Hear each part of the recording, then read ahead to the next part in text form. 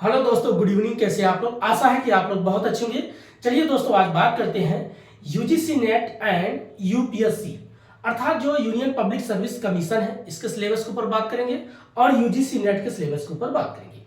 अब दोस्तों, इसमें हमें समझना क्या है, यूजीसी नेट का सिलेबस क्या है और यूपीएससी का सिलेबस क्या है, फर्क क्या होता है। अब जैसे कभी कभार लोग कहते हैं कि भाई यूपीएससी तैयारी करते हो, 7 अटैम्प हो गया, किसी किसी का जो कैटेगरी वाइज 10 अटैम्प हो जाता है, किसी का 6 अटैम्प होता है।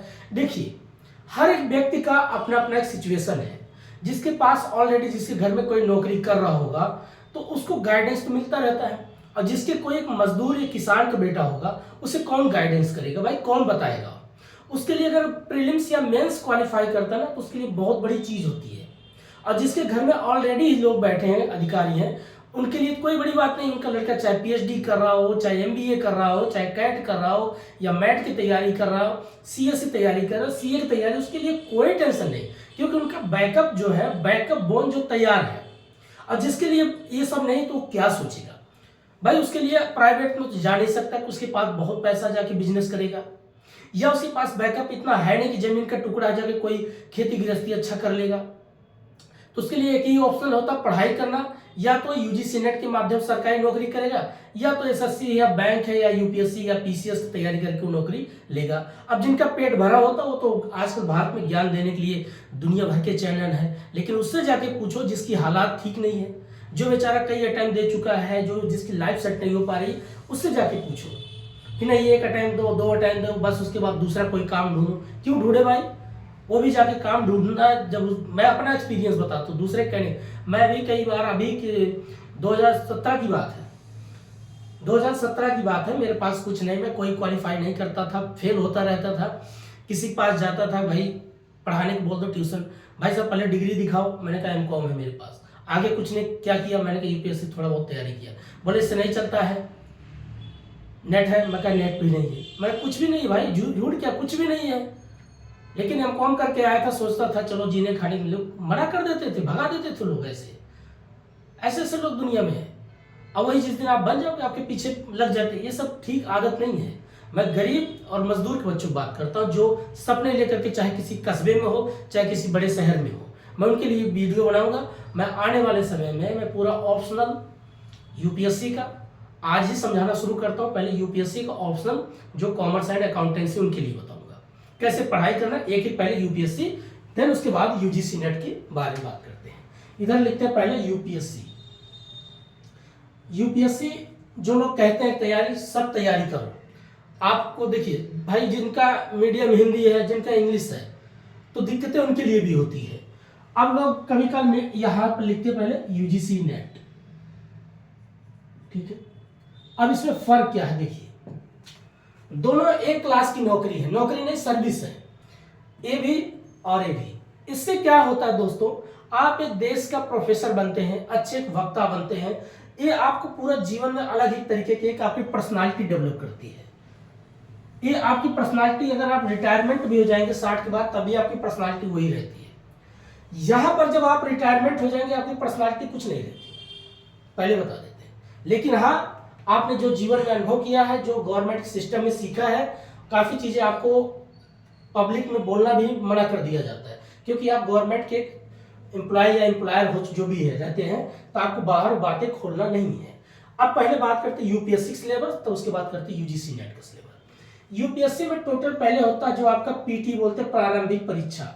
इसमें 2 होता है, एक जीएस और एक होता है सीसैट, ठीक। पहले शुरुआत में इसको कैसे पास करना है, इसके बारे में बात करते हैं। अब जीएस में आप पढ़ते होंगे, इसमें हिस्ट्री, पॉलिटी, इकोनॉमिक्स,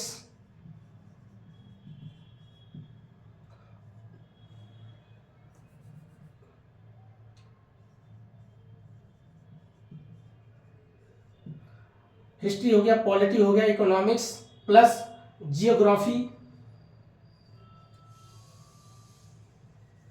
देन उसके बाद साइंस एंड टेक,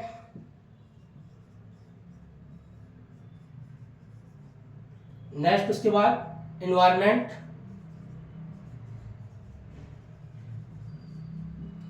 प्लस ये तो आपका पूरा होता है जीएस प्लस आपका आईआर मतलब इंटरनेशनल रिलेशन।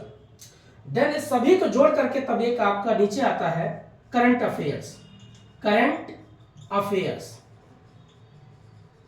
बस ये चीजें आपका मिला करके बनता है जीएस। ये तो सिर्फ आपका पीटी में लिख दिया है। प्लस उसके बाद सीसैट आप जब तैयारी करेंगे इसमें कॉम्प्रिहेंशन,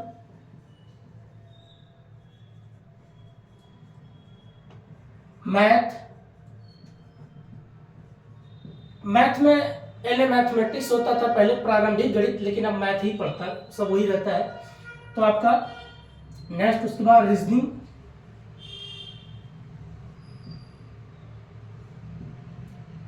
नेक्स्ट उसके बाद आपका डेटा सफिशिएंट,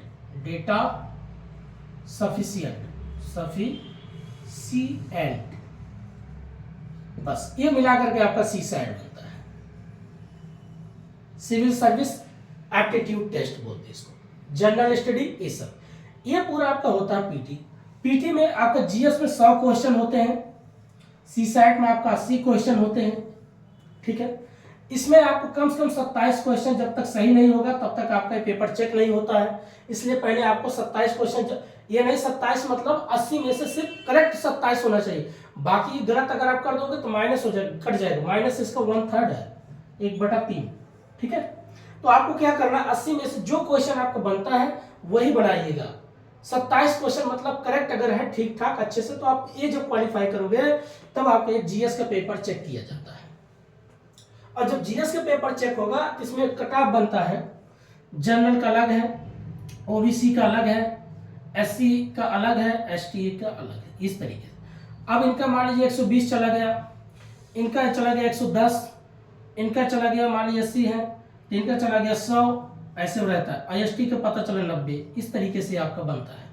अब सब मतलब अगर इन्होंने 60 क्वेश्चन सही किया तो 120 हो गया, 110 है तो मतलब 55 क्वेश्चन सही होना चाहिए, इनका 50 क्वेश्चन सही होना चाहिए, इनके लिए 45 क्वेश्चन सही होना चाहिए। इस तरीके से आपका कट ऑफ जाता है। ठीक है, ये होता है आपका पीटी। लेकिन अब इसकी तैयारी कैसे किया जाए? आपको अगर हिस्ट्री पूरी आनी चाहिए, पॉलिटी अच्छी आनी चाहिए, इकोनॉमिक्स आना चाहिए, जियोग्राफी आना चाहिए, science and tech plus environment और IR plus current affairs.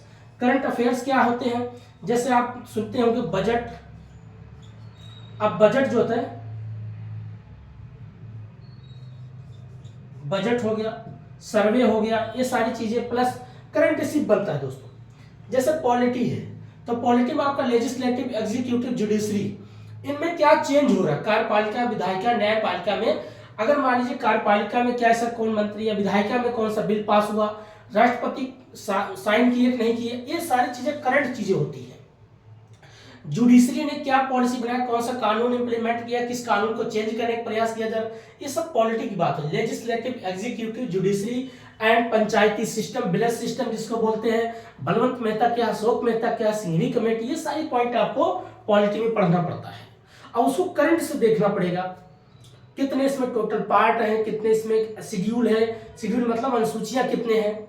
Next उसके बाद इसमें पॉलिटी पूरा आपको पढ़ना पड़ेगा। शुरुआत से एक बार बताते हैं, पहले प्रियम्बल क्या है, प्रस्तावना जिसको बोलते हैं, फंडामेंटल राइट्स क्या है, फंडामेंटल ड्यूटीज क्या है, डीपीएसपी क्या है, डीपीएसपी हिंदी बोलते हैं उसका राज्य के नीति निर्देशक तत्व है, डायरेक्ट प्रिंसिपल स्टेट पॉलिसी उसको बोलते हैं। नेक्स्ट उसके बाद आप पढ़ते हैं पार्लियामेंट्री सिस्टम क्या है, जैसे लोक लेखा क्या है, प्राक्कलन समिति क्या है, इस प्रकार की सारी चीजें आगे आप पढ़ेंगे। टोटल इसमें पार्ट कितने, पहले 22 थे अब 25 है, शेड्यूल कितने, पहले 8 थे अब 12 है, सोर्स कॉन्स्टिट्यूशन की बेसिक सोर्स क्या क्या, किस देश से क्या क्या लिया गया, जैसा फंडामेंटल राइट किस देश से लिया गया, फंडामेंटल ड्यूटीज किस देश से लिया गया, संविधान का संशोधन किस देश से लिया गया, अर्थात अमेंडमेंट किस देश से लिया गया, कॉन्स्टिट्यूशनल का बेसिक।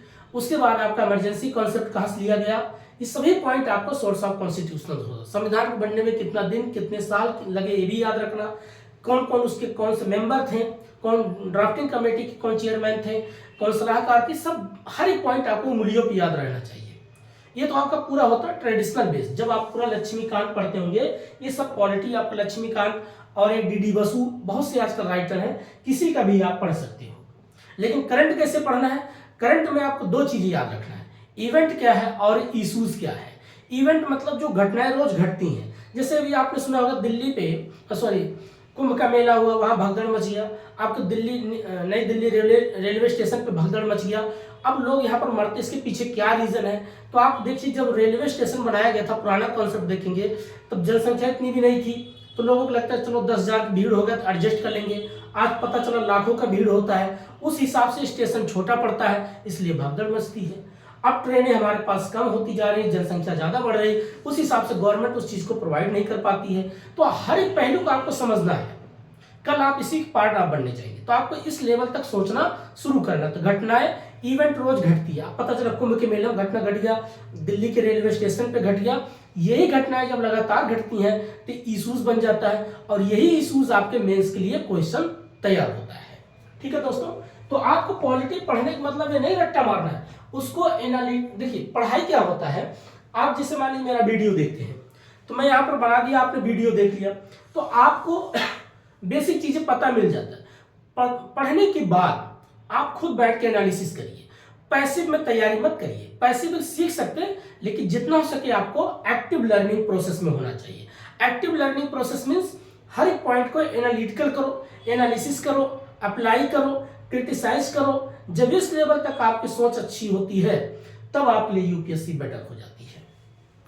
दूसरा ऐसा हिस्ट्री है। आप जब हिस्ट्री पढ़ते हो दोस्तों, इसमें आपको हिस्ट्री टोटल अगर मैं बताऊं तो 6 प्रकार का हिस्ट्री है। Ancient history, medieval history, early medieval, post independence of India, world history and modern history. Then उसके बाद आपका आर्ट एंड कल्चर। अब इसमें क्या है, एंशिएंट हिस्ट्री आप जब पढ़ेंगे स्टोन एज से, आप जिसमें स्टोन एज पढ़ेंगे, इंडस वैली सिविलाइजेशन पढ़ेंगे, जैनिज्म पढ़ेंगे, बुद्धिज्म पढ़ेंगे। देन उसके बाद आप पढ़ेंगे मौर्य काल, मौर्य उत्तर काल। देन उसके बाद गुप्ता पीरियड एंड गुप्ता उत्तर काल, इसको हिंदी में बता रहे हैं दोस्तों। नेक्स्ट उसके बाद संगम पढ़ेंगे, चोलिया, चेलिया, पांड्या। अर्ली मेडाइवल में आप पढ़ेंगे 712 से लेकर के 12वीं शताब्दी तक आएंगे, जिसमें मोहम्मद बिन कासिम आता है, तो मोहम्मद बिन कासिम 712 में आता है। देन उसके बाद अभी पूरा देखो, मैं एक समरी तरीके से बात कर रहा हूँ। देन उसके बाद महमूद गजनवी आता है, उसके बाद गौरी आता है। गौरी जो दिल्ली सल्तनत की गुलाम वंश की स्थापना करता है। तो आप पढ़ेंगे इल्तुतमिश क्या है, कुतुबुद्दीन ऐबक क्या है, खिलजी वंश क्या है, तुगलक वंश क्या है, लोदी वंश क्या है, सैयद वंश, ये सब आपको रट्टा मारना भी पड़ेगा, समझना पड़ेगा। लेकिन इससे क्या सीखते हैं? इससे प्राचीन काल की स्थिति सीखते हैं, लोगों की एडमिनिस्ट्रेटिव सिस्टम कैसे था, सोशल लाइफ कैसे था, इकोनॉमिकल लाइफ कैसे था, और art and culture. Art and culture जैसे आप मूवीज देखते हैं तो उसमें म्यूजिक होता है, तो म्यूजिक का आविष्कार किसने किया, ये सारी चीजें। जैसे पूछेंगे कुचिपुड़ी कहाँ का है, भरतनाट्यम कहाँ का है, कथकली कहाँ का है, ये सब आपका आर्ट एंड कल्चर का पार्ट होता है। पेंटिंग किसने दिया, लिटरेचर किसने लिखा, आप जैसे गद्य क्या है, पद क्या, प्रोज क्या है, पोट्री क्या है, ये सब पार्ट आपके आर्ट एंड कल्चर की पार्ट है। तो ये भी चीजें आपको पढ़ना पड़ता है। हिस्ट्री कोई मजाक नहीं है, हिस्ट्री बहुत बड़ी चीज है। तो ये आपका एंशिएंट हिस्ट्री होती है, अर्ली मेडाइवल होती है। देन उसके बाद आपका मेडाइवल हिस्ट्री शुरू होती है। तो मेडाइवल में जैसे दिल्ली सल्तनत से शुरुआत हो जाती है आपका, और सैयद वंश, लोधी वंश तक यहाँ तक आता है। फिर उसके बाद आपका शुरुआत होता है नेक्स्ट आपका, जिसको बोलते हैं मुगल पीरियड काल। अब मुगल पीरियड काल में क्या पढ़ेंगे, बाबर आया, हुमायूं आया, अकबर, शाहजहां, इनके बेसिक चीज जितने वंशज हैं। फिर उसके बाद उत्तर मुगल काल आप पढ़ेंगे, बहादुर शाह जफर तक। देन उसी बीच में आप 1498 में आप पढ़ेंगे कि भाई एक तरफ वास्को डिगामा निकला, वास्को डिगामा ने क्या खोज किया, कोलंबस ने क्या खोज किया। अब दोनों शादीशुदा व्यक्ति थे नहीं, शादीशुदा व्यक्ति कुछ नहीं करता, शादीशुदा व्यक्ति खाली घर चलाता है, कंधे पर अपना परिवार लेकर ढोता बस, और कुंवारा व्यक्ति सब कुछ आविष्कार किया है। जितने भी आप कभी साइक्लोन पढ़ेंगे, सब अपनी गर्लफ्रेंड के नाम पे रखें साइक्लोन, जैसे हुदहुद हो गया, नीलोफर हो गया, ये कभी भी आप सर्च मारिएगा, सब लोग अपने गर्लफ्रेंड के नाम रखें, क्योंकि उन लोग का दिल टूटा था। थोड़ी सी मजाक वाली बात नहीं है, सीरियस बात है, लोग अपने गर्लफ्रेंड के नाम पर रख दिए थे साइक्लोन का नाम। जब आप जियोग्राफी पढ़ेंगे, तो आप जब हिस्ट्री पढ़ेंगे तो एंशिएंट, उसके बाद अर्ली मेडाइवल, देन उसके बाद आप मॉडर्न हिस्ट्री। मॉडर्न हिस्ट्री जब आप पढ़ेंगे, सबसे ज्यादा पुर्तगाल आए, डच आए, अंग्रेज आए, फ्रांसीसी आए, लेकिन सबसे ज्यादा राज किसने किया, अंग्रेजों ने किया। अंग्रेज अगर भारत में टिके तो क्यों टिक पाए, उनको समझ में आ गया कि यहाँ के लोग जितने डाइवर्स ऑफ दिस कंट्री है, रिलीजन को लेकर के, कास्ट को लेकर के, लैंग्वेज को लेकर के, कल्चर को लेकर के, तो समझ गए इनमें कभी एकता नहीं दिखती। तो एकता अगर बनी हुई थी, उसको तोड़ने में ज्यादा प्रयास किए, डिवाइड एंड रूल। इस तरीके से उन्होंने शासन किया। इसलिए जब इतिहास आप पढ़ेंगे तो आपको सिर्फ एक ही पहलू देखने को नहीं मिलता, आप सोशल लाइफ देखते हैं, आप प्रशासनिक फील्ड देखते हैं, आप यहाँ के इकोनॉमिकल फील्ड देखते हैं कि भारत की उस वक्त इकोनॉमिक्स क्या स्थिति थी, ये सारी चीजें आप पढ़ते हैं। अब इसको करंट से क्यों पढ़ते हैं? करंट में जैसे आजकल कहीं भी कहीं खुदाई होती है तो पता चला वहां कोई आर्कियोलॉजिकल डिपार्टमेंट ने कोई मूर्ति पा गई। अब वो मूर्ति किसकी है, कौन सी कल्चर से बिलोंग करती है या कौन से रिलीजन से बिलोंग करती है, तो ये चीजें आपको क्या करता है, जोड़ती है, बताती है कि इस पहले समय में लोग ऐसे थे, 2500 साल पहले ऐसे थे, 3000 साल पहले ऐसे थे। तो पार्ट आपका हो जाता है करंट का। इस तरीके से आपको पढ़ना है। इकोनॉमिक्स जब आप पढ़ेंगे तो इकोनॉमिक्स कोई छोटा सब्जेक्ट तो है नहीं। आप माइक्रो इकोनॉमिक्स पढ़ेंगे, माइक्रो इकोनॉमिक्स पढ़ेंगे, इंडियन इकोनॉमिक्स पढ़ेंगे, एग्रीकल्चर इकोनॉमिक्स पढ़ेंगे, पॉवर्टी पढ़ेंगे, एम्प्लॉयमेंट पढ़ेंगे, जिसको अर्थात बेरोजगारी पढ़ेंगे, गरीबी पढ़ेंगे, ये सब पॉइंट इसमें। देन उसके बाद बैंकिंग सेक्टर इकोनॉमिक्स पढ़ेंगे, वर्ल्ड इकोनॉमिक्स पढ़ेंगे, ये सब मिला करके आपका इकोनॉमिक्स की बात करेगा। देन उसके बाद लेटेस्ट इकोनॉमिक्स में क्या चेंज हो रहा है, गवर्नमेंट ने कौन टैक्सेशन सिस्टम चेंज कर दिया, फिस्कल डिफिसिट कितना चल रहा है, रेवेन्यू डिफिसिट क्या है, ये दोनों का डिफरेंस बताइए, प्राइमरी डिफिसिट क्या है, इफेक्टिव ऑफ रेवेन्यू डिफिसिट क्या है, सब पॉइंट आपको बजट वगैरह जब पढ़ेंगे ये आपका पार्ट हो जाएगा करंट का। माइक्रो स्मॉल मीडियम इंटरप्राइज क्या है, ये सब पॉइंट किसका आपका इकोनॉमिक्स। ये तो मैं अभी छोटी छोटी पॉइंट बता रहा हूँ, तो आपको इकोनॉमिक्स करंट के साथ देखना पड़ेगा। ये मत देखिए बहुत से लोग बैठे हैं अभी बजट रट रहे, बजट में सिर्फ मेन पॉइंट देखो कि भाई प्राइमरी सेक्टर पर सरकार कितना खर्च कर रखा, सेकेंडरी सेक्टर पे कितना पैसा खर्च करने के लिए बजट बनाया है, टर्सरी सेक्टर पे कितना पैसा खर्च करने के लिए बनाया है, और कौन से स्टेट को लेकर के ज्यादातर बजट के लिए फोकस किया गया है, ये भी आप देखिए। थोड़ा पॉलिटिकल व्यू से देखिए, राजनीतिक दृष्टिकोण से देखिए कि भाई जहां जिस राज्य में जिसकी सत्ता है उसके लिए ज्यादातर काम कर रही है, और जिस राज्य में सत्ता नहीं उस सरकार को वहां कम पैसा फंडिंग कर रही है। लेकिन अगर देखा जाए तो देश के लिए गलत बात है। क्यों? अगर आप केंद्र में हो तो सबके लिए बराबर एक नजर से देखो। आप मान लीजिए 5 ईयर प्लानिंग कॉन्सेप्ट नहीं, लेकिन आप नीति योजना बनाए हैं, लेकिन जो बजट में आप जो चीजें इन्वॉल्व कर रखे हैं क्या वो चीजें झलकती हैं, तो आपको इससे अवेयर होना है। ठीक है, तो करंट के साथ जोड़ के देखिए। ऐसे ही आपका जियोग्राफी है, तो जियोग्राफी में आपको अगर आप जियोग्राफी पढ़ेंगे तो पैंजिया कॉन्सेप्ट से आप पढ़ेंगे, टेक्टोनिक एक्टिविटीज से पढ़ेंगे। आपका फिजिकल जियोग्राफी क्या है, अब फिजिकल जियोग्राफी में आप पढ़ेंगे। अभी देखिए कल दिल्ली में सुबह का टाइम लगभग 5:00 पे जबरदस्त भूकंप आया था। अब उसमें क्या कारण है भूकंप आने का, तो आप इस कॉन्सेप्ट को समझो। भाई ये टेक्टोनिक क्रिया चल रहा है। अब टेक्टोनिक क्रिया है क्या, कन्वर्जन जोन क्या है, डाइवर्जन जोन क्या है, आपने पढ़े होंगे अपसारी क्या है, अभिसारी क्या है, तो ये आपको पूरा जियोग्राफी का पार्ट होगा। माउंट क्या है, रिवर क्या है। अब करंट में आप देखो कौन सी माउंट का उभार, मतलब कौन सी माउंट अभी विकसित अवस्था में है, कौन से माउंट अभी जो निर्माण हो रहा है, जैसे हिमालय रेंज हो गया। तो ये जियोग्राफी जब आप पढ़ेंगे तो माउंट आप पढ़ेंगे, डेक्कन एरिया पढ़ेंगे, प्लेन एरिया पढ़ेंगे, कोस्टल एरिया पढ़ेंगे, डेजर्ट एरिया पढ़ेंगे, टाइप्स ऑफ डेजर्ट पढ़ेंगे कि ठंडी डेजर्ट क्या है, गर्म डेजर्ट क्या है सॉरी। फिर उसके बाद साइक्लोन पढ़ेंगे, एंटी साइक्लोन क्या है, और एंटी क्लॉकवाइज क्या, और एंटी जैसे क्लॉकवाइज साइक्लोन क्या, और एंटी क्लॉकवाइज। इस प्रकार से आप साइक्लोन पढ़ेंगे। फिर उसके बाद देखेंगे कौन से देश में किस प्रकार की ग्रास पाई जाती है, घास पाई जाती है, जैसे पंपास कहाँ से पाई जाती है, सवाना कहाँ पाई जाती है, प्रेरीज कहाँ पाई जाती है, इसको भी आपको याद रखना पड़ेगा। लैटिट्यूड क्या है, लॉन्गिट्यूड्स क्या है। उसके बाद आप इक्वेटर क्या है, ट्रॉपिक ऑफ कैंसर क्या है, ट्रॉपिक ऑफ क्रोपिकॉन क्या है, अर्थात कर्क रेखा क्या है, मकर रेखा क्या है, विषुवत रेखा क्या है, कौन सी विषुवत रेखा जो पे है देश पड़ते हैं। ये सारी पॉइंट आपको याद रखना पड़ता है दोस्तों। अब पूरा फिजिक्स का बेसिक कॉन्सेप्ट होता है।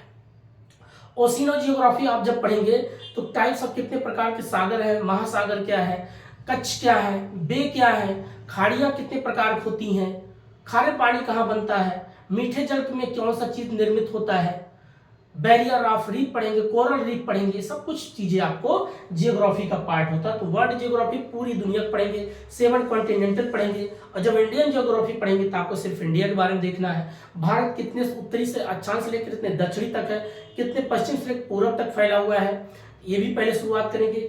कि भारत कितने तटीय क्षेत्रों से लगा हुआ, 8 है कि 9 है, आपको रटना पड़ेगा। कर्क रेखा पे कुल कितने राज्य पड़ते हैं, आपको याद रखना पड़ेगा। कौन सी नदी कहाँ से उद्गम हुई, आपको याद रखना पड़ेगा। कौन सी नदी की राइट सहायक है, कौन सी नदी की लेफ्ट सहायक नदी है, आपको याद रखना पड़ेगा। गवर्नमेंट ने मान लीजिए कोई प्रोजेक्ट बनाया है, तो आप जैसे अभी लेटेस्ट में गवर्नमेंट एक प्रोजेक्ट बना रखे हैं, अब उस प्रोजेक्ट को याद रखिए भाई कहाँ पर बनाया गया। मैं हिंट कर देता हूँ, चंबल नदी को लेकर, चंबल और बेतवा केन को लेकर के एक प्रोजेक्ट बनाया जा रहा है, सरकार इससे पैसा खर्च कर रही है, आपको याद रखना क्यों बनाया जा रहा है। करंट की चीजें हैं तो आप करंट के साथ पढ़ो।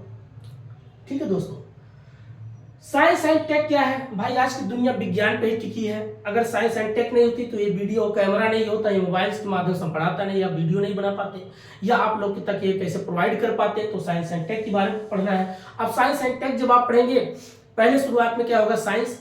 अब इंडियन टेक्नोलॉजी के बारे में, भारतीय विज्ञान प्रौद्योगिकी के बारे में समझो। देन उसके बाद डिफेंस एंड टेक्नोलॉजी के बारे में पढ़ो। उसके बाद स्पेस एंड टेक्नोलॉजी पढ़ो। बायोटेक्नोलॉजी क्या है, नैनो टेक्नोलॉजी क्या है, स्पेस टेक्नोलॉजी क्या है।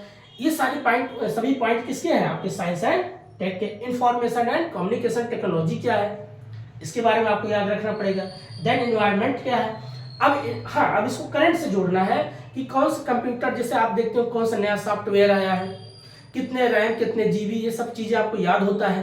रोबोट टेक्नोलॉजी है तो कैसे, लेजर टेक्नोलॉजी है तो कैसे है, भारत ने सुपर कंप्यूटर खोज किया कि नहीं है, सुपर कंप्यूटर भारत पास है कि नहीं है, अगर नहीं है तो क्यों नहीं है, हम टेक्नोलॉजी में पीछे हैं तो क्यों है। आप इसको इम्प्लीमेंट करके देखो, क्या कॉलेज में आपको साइंस एंड टेक्नोलॉजी पढ़ाया जाता है। मैं तो कहता हूँ दोस्तों, 12वीं तक हर एक बच्चे को साइंस पढ़ना चाहिए, हर एक व्यक्ति को, हर एक बच्चे को पढ़ाना चाहिए कम से कम। अब उसको सिर्फ पढ़ाना नहीं, उसको भी प्रैक्टिकल करके सिखाना चाहिए। कल 12वीं के बाद अगर बच्चा निकले तो कम से कम किसी अपना मोबाइल तो बना सके, मोबाइल का शौक तो खोल सके, कंप्यूटर का शौक तो खोल सके, उसके जीवन यापन के लिए कोई व्यवस्था तो बन सकती है। मैं कहता हूँ होम साइंस बच्चों को भी पढ़ाना चाहिए, लड़कों को भी पढ़ाना चाहिए, होटल मैनेजमेंट कोर्स करें, कम से कम देश के लिए बहुत कुछ फील्ड। देखिए कॉलेज ही अगर स्कूल चाहे, अगर सरकार चाहे, अगर कॉलेज और स्कूल को बेहतर करने के बजाय, जैसे आजकल लोग आईएएस की तैयारी के लिए निकल पड़ती है, देश की आबादी बढ़ती है, सबको राइट है बढ़ने का, ऐसी बात नहीं है। तो आबादी बढ़ रही है तो भाई उसको हमें डिस्ट्रिक्ट भी बनाना है, सबको कंट्रोल भी रखना है, एडमिनिस्ट्रेटिव भी चाहिए, लॉ एंड ऑर्डर को मेंटेन भी करना है। इसलिए ठीक है, जनसंख्या बढ़ी तो उनको कंट्रोल भी चाहिए, हमें आईएएस चाहिए, हमें आईपीएस चाहिए, हमें आईआरएस चाहिए, हमें आईएफएस चाहिए। आईएफएस 2 पार्ट है, एक फॉरेन में जाते हैं, एक आपका फॉरेस्ट में होते हैं। अच्छा, तो साइंस एंड टेक इसको करंट चीजें से आप जोड़ के पढ़िए। इन्वायरमेंट हो गया, इन्वायरमेंट में आप देखिए ये पूरा जियोग्राफी का ही पार्ट है। अब इन्वायरमेंट क्या है, इकोसिस्टम क्या है, पिरामिड्स क्या है, हॉट स्पॉट क्या है, वेटलैंड क्या है, इकोटोन क्या है, क्योटो प्रोटोकॉल क्या है, एसडीजी क्या है, एमडीजी क्या है, ये जो सब पॉइंट बोलते हैं सब पूरा टॉपिक आपका है। और बायोडाइवर्सिटी क्या है, ये सब कुछ पॉइंट आप पढ़िए। पढ़ने के बाद आप करंट के साथ जोड़िए कि भाई अगर पोल्यूशन बढ़ रहा है तो क्यों बढ़ रहा है, टेक्टोनिक क्रिया से अगर भूकंप आता है तो क्यों आ रहा है, इसके पीछे क्या अब बहुत से जैसे जोन होता है अर्थक्वेक का, या आप मान लीजिए अर्थक्वेक जहां पर सबसे ज्यादा भूकंप आता है, तो वहां पर सरकार को डिसीजन लेना चाहिए कि बिल्डिंग इससे ज्यादा ऊपर नहीं बनना चाहिए, 2 मंजिला या 3 मंजिला तक बनाओ। लेकिन अगर बनाते हो तो ये जोन एरिया है, यहाँ पर कम से कम ऐसे बिल्डिंग बनाओ मजबूती के साथ, कम से कम हमारे जन और धन की नुकसान ना हो। सरकार इस पर डिबेट नहीं करती, इस पर डिबेट होना चाहिए। तो आपको करंट सिचुएशन को देखते हुए करंट के साथ पढ़िए और उसको अप्लाई करके पढ़िए। जिस दिन इस तरीके का आप सोचना शुरू करेंगे तो आपके लिए पूरा पीटी और मेंस कुछ नहीं है। ठीक है दोस्तों, और रही बात सीसैट का, सीसैट में जितना आप कंप्रिहेंशन के लिए चाहे हिंदी मीडियम हो चाहे इंग्लिश मीडियम हो, जो लोग हिंदी मीडियम के हैं तो राष्ट्रीय संस्करण न्यूज पढ़ते होंगे, जो इंग्लिश मीडियम सबसे ज्यादा द हिंदू न्यूज़पेपर को फॉलो करते हैं, तो उनको चाहिए दोस्तों एडिटोरियल न्यूज का कम से कम रोजाना आपको 4 आर्टिकल मिलता है, उसको पढ़िए बैठ के। उसमें हर एक पॉइंट का पॉइंट होता है, उसको जब पढ़ेंगे रीड करेंगे तो आपको सोचने समझने की ताकत बढ़ती है।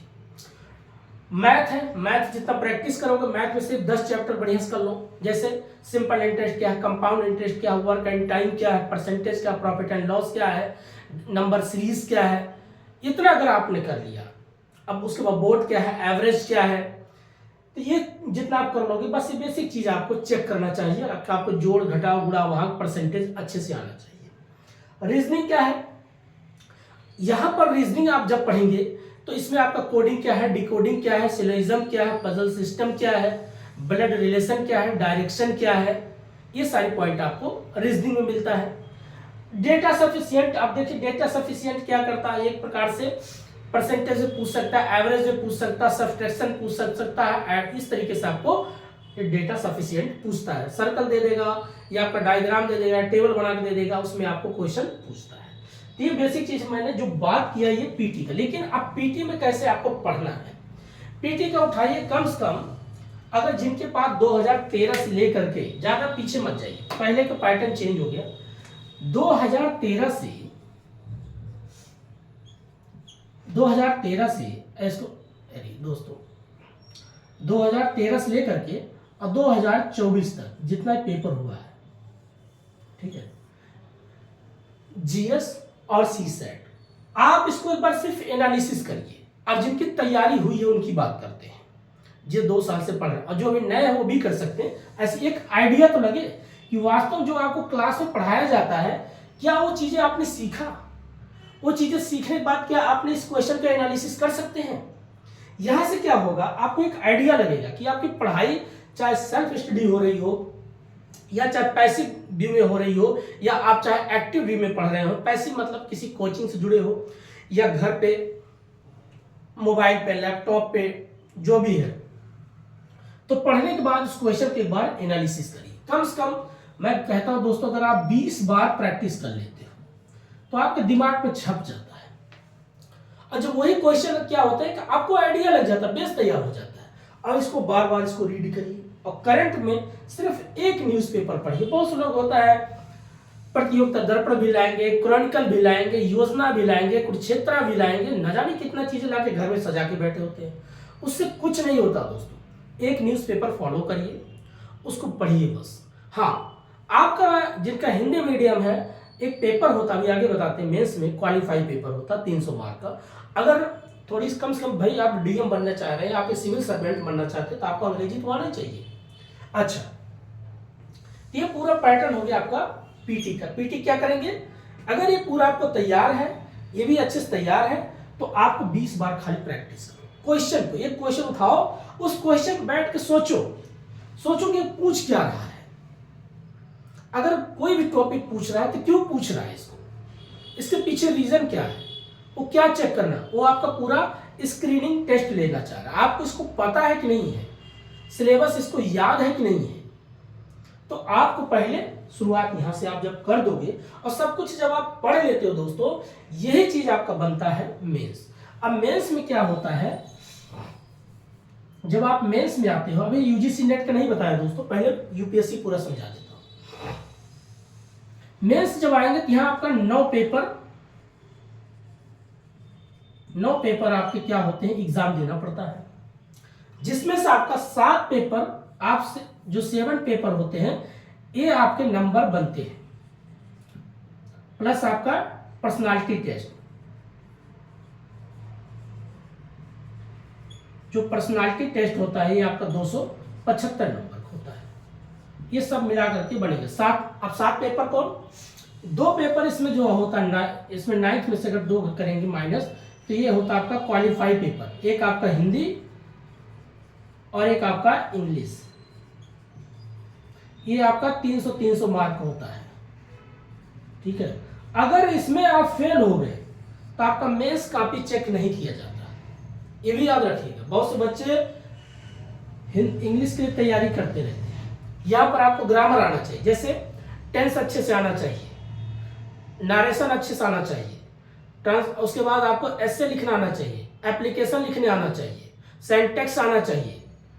जैसे आप पढ़ते होंगे पूरा ग्रामर में, डायरेक्ट क्या है, इनडायरेक्ट क्या है, एक्टिव क्या है, पैसिव क्या है, टेंस क्या है, ये सारी चीज तो आप पढ़े होंगे।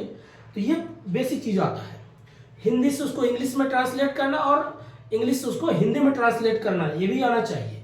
और ये जो हिंदी का पेपर होता है, इसमें पूरा आपका ग्रामर होता है, हिंदी का भी ग्रामर, तद्भव क्या है, तत्सम क्या है, हिंदी से हिंदी का जो है बड़े से लेटर को छोटे करना, छोटे से लेटर को बड़ा करना, बड़ी सी बात को छोटा कर देना और छोटी सी बात को बड़ा कर देना। ये हिंदी का भी बहुत लोग इसमें फेल हो जाते हैं, तो इस पर भी फोकस होना बहुत जरूरी है।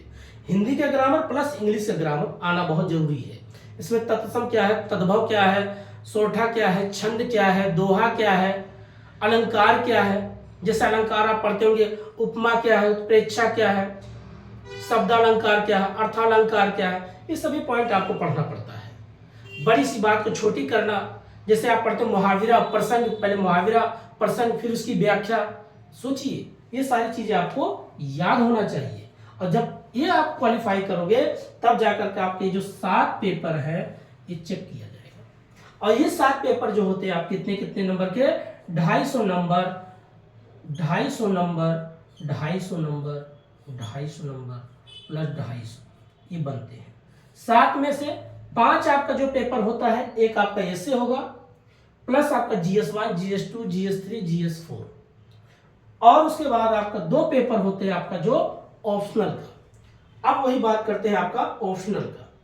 बाकी ऑप्शनल क्या ऊपर बात करेंगे, और ये जो 5 पेपर है इनको दूसरी बार बताएंगे। अगर नहीं तो चलो बता ही देते, कोई बात नहीं, दिक्कत नहीं, सब बताना चाहिए, ये क्यों छोड़े। जीएस पेपर ये तो हो गया जो आपका हिंदी और क्वालिफाई।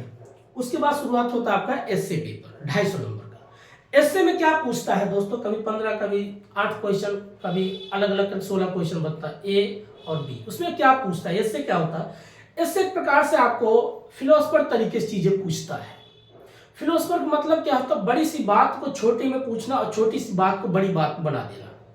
जैसे लोग फिलोसफी बोलते नहीं, जैसे आपने मूवी देखे होंगे वेलकम टू, तो उसमें बोलता है ये भी कोई सिगरेट जलाता, माचिस से जलाता, राजपाल बीड़ी पीता है, तो वहां पर देखते होंगे फिलोसफी बोलता है, अरे उदय भाई तुम, तो बोला क्यों, बोला कि माचिस है क्या, तो उसने दिया, तो माचिस मांगता, बोला कि अभी तेरा खोपड़ा ही खोल दूंगा, ऐसे बोलते ना वो डायलॉग। तो बोला अभी कोई जिंदगी है, जिंदगी मतलब जीना कोई जिंदगी है।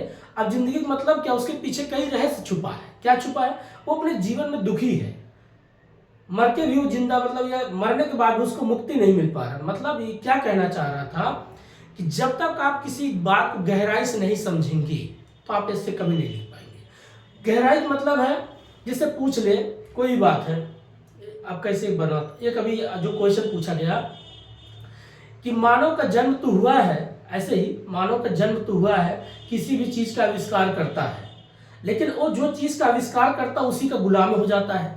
एक प्रकार से ऐसे क्वेश्चन बन जाता है। जैसे मानव का जन्म तो हुआ, लेकिन आविष्कार क्या किया, कंप्यूटर का। आज वो कंप्यूटर का ही गुलाम हो गया है, कंप्यूटर उस पर हावी हो गया है, रोबोट उस पर हावी हो गया। आप दिन भर मोबाइल चला रहे हैं तो आप उसके गुलाम हो गए कि नहीं हो गए। ये कहाँ तक बातें सही हैं, आप इसकी व्याख्या कीजिए, यही आपका है इससे।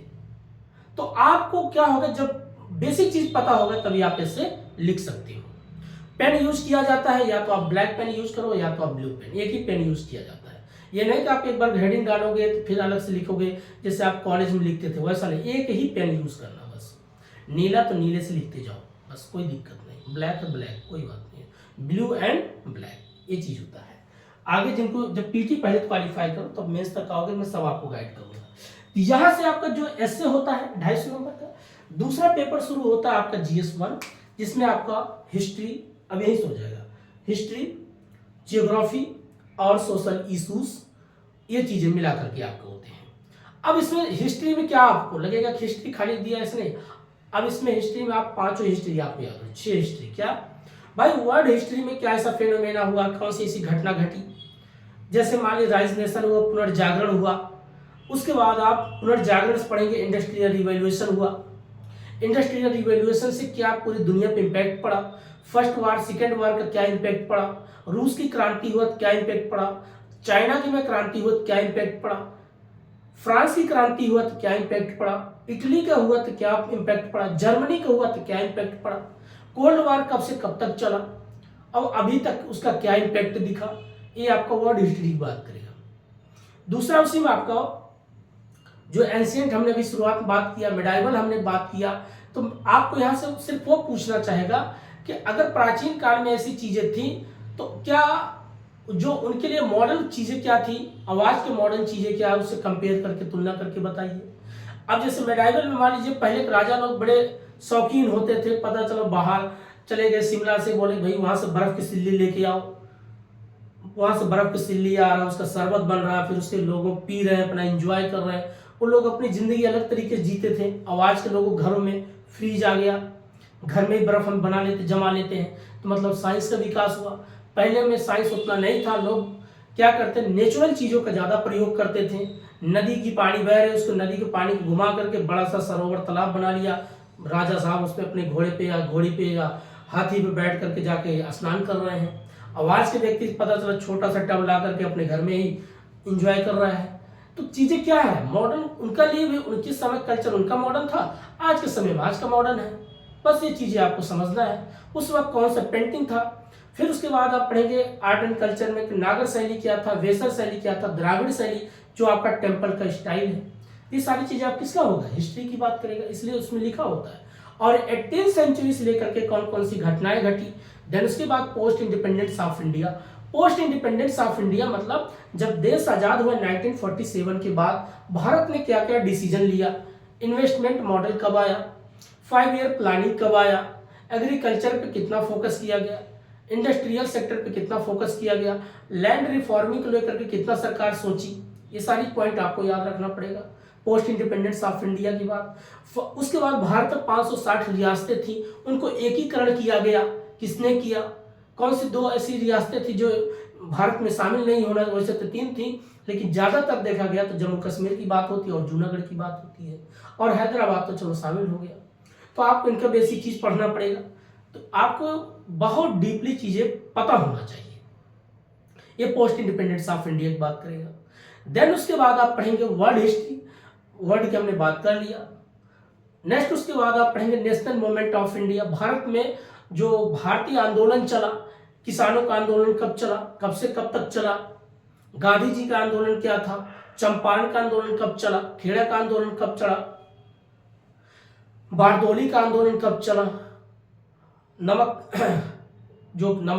गांधी जी ने दांडी आंदोलन चलाए, कब से कब तक चला, सविनय अवज्ञा आंदोलन क्या था, अवज्ञा आंदोलन क्या था, गोंड में सम्मेलन क्या था। ये आपका आता है नेशनल मूवमेंट की बात। देश की आजादी को लेकर के क्या क्या मूवमेंट चला, कितने लोगों ने इसमें, किस समाज के लोग ज्यादा। फिर उसके बाद पढ़ेंगे टैक्सेशन सिस्टम क्या था, रैयतवाड़ी सिस्टम क्या था, महानवाड़ी सिस्टम क्या था, अस्थाई बंदोबस्त सिस्टम क्या था, तालुकदारी सिस्टम क्या था। ये सब आपकी हिस्ट्री की बात करता है दोस्तों। और ये सब मिला करके आपका मेंस में आता पेपर 1 जो शुरुआत आप जीएस में लिखेंगे। तो ये सब पता होना चाहिए। और मेडाइवल की चीजें पूछ सकता है, किसने एकतादारी व्यवस्था लाया, जजिया कर किसने लगाना शुरू किया, जजिया किन पे लगता था किन पे नहीं लगता था, मुस्लिम पर लगता था कि गैर मुस्लिम पर लगता था, ये भी याद रखना है। तो मुस्लिम पर नहीं लगता, गैर मुस्लिम पर लगता था। इसलिए देखते होंगे पश्चिम साइड में जितने जाट और गुजर बहुत से लोग कन्वर्टेड हो गए, इनके पास लैंडलॉर्ड बहुत ज़्यादा होती थी और जमीन का टुकड़ा होने की वजह से इन पर टैक्स लगता था। बाद में बोला गया जो गैर मुस्लिम पे टैक्स लग रहा था उनको लगा क्या जा रहा है, चलो मुसलमान बन जाते हैं। कुछ लोग तलवार के नोक पे बन गए, कुछ टैक्स सिस्टम बचाने के चक्कर में बन गए, ये भी हुआ था। तो आप एक ही पहलू नहीं कई पहलू आप सीखते हैं। ये आपका पेपर 1 की बात करेगा। दूसरा उसी में आप जियोग्राफी है। अब जियोग्राफी फेनोमेन आप पढ़ेंगे, टेक्टोनिक क्रिया क्या है इसके बारे में लिखेंगे, साइक्लोन कैसे बनता है इसके बारे में आप सीखेंगे, करंट धारा जो बनती है अर्थात ठंडी धारा गर्म धारा ये कहाँ से बनती है, ला लीनो क्या है, अल लीनो क्या है इसके बारे में आप पढ़ेंगे।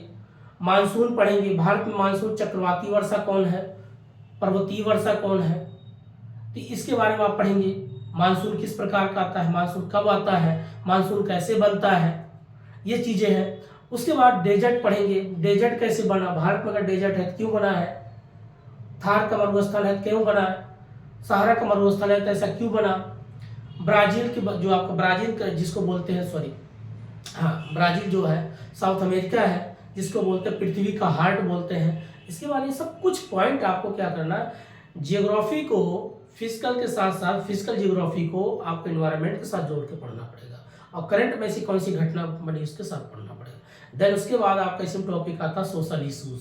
सोशल इशूज मतलब जैसे आपके समाज में कितनी मुद्दाएं हैं, महिलाओं को लेकर के हो सकती है, गरीबी को लेकर के हो सकती है, आपका जिसको बोलते हैं कि साम्यवाद क्या होता है, पूंजीवाद क्या होता है, मिश्रितवाद व्यवस्था क्या है, ये सब क्या है आपके सोशल इशूज हैं। गरीबी है, बेरोजगारी है, ये सोशल इशूज है, इनको भी आपको पढ़ना पड़ेगा। ये पेपर 1 की बात हो जाती है। पेपर 2 आप जब पढ़ेंगे तो पेपर 2 मेंस में अब इसमें क्या होता है आपका पॉलिटी पूरा आपको पढ़ना पड़ेगा। पॉलिटी पूरा बेसिक हिस्ट्री कहाँ से आपको बेसिक हिस्ट्री यहाँ शुरुआत करेंगे 1773 से लेकर के 1858 तक, 1858 से 1935 तक ये पूरा आप पढ़ेंगे कि पहले चार्टर्ड एक्ट क्या था, फिर उसके बाद आपका अधिनियम क्या हुआ।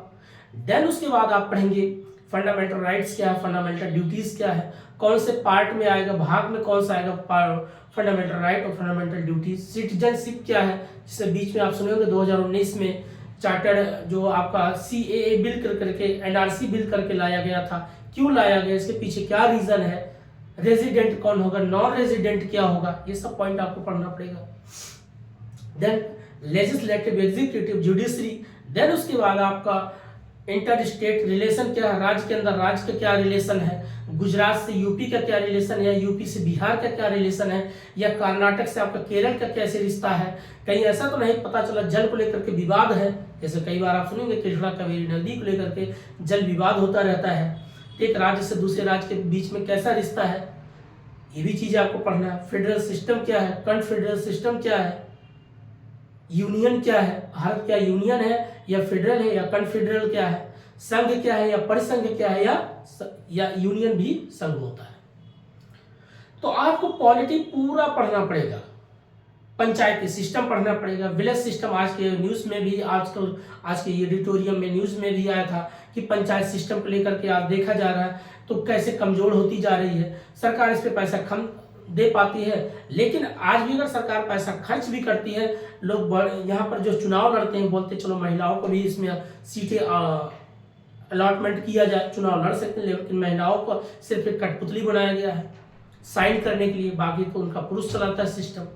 आज भी एक प्रकार से देखा पुरुष प्रधान देश ही चल रहा है, तो कहाँ से अगर देखा है विलेज सिस्टम अच्छा काम कर रहा है, क्या लोग ट्रांसपेरेंसी तरीके से काम कर रहे हैं। जैसे आप पढ़े होंगे विलेज सिस्टम में त्रिस्तरी, बलवंत मेहता, अशोक मेहता और सिंघवी कमेटी, ये सब आप पढ़े होंगे, तो ये सारे पॉइंट तभी आप लिख पाएंगे। फिर भारत का संविधान अमेरिका के संविधान, दोनों में कंपेयर करो क्या डिफरेंस है, भारत के जो आपका जुडिशरी और अमेरिका की जुडिशरी दोनों में डिफरेंस क्या है, भारत का जुडिशरी हमेशा कार्यपालिका विधायिका से अलग क्यों है, ये भी पॉइंट आपको पढ़ना पड़ेगा, बहुत डीपली चीज है ये आपका। देन उसके बाद गुड गवर्नेंस क्या है और सोशल सिक्योरिटी की बात होता है।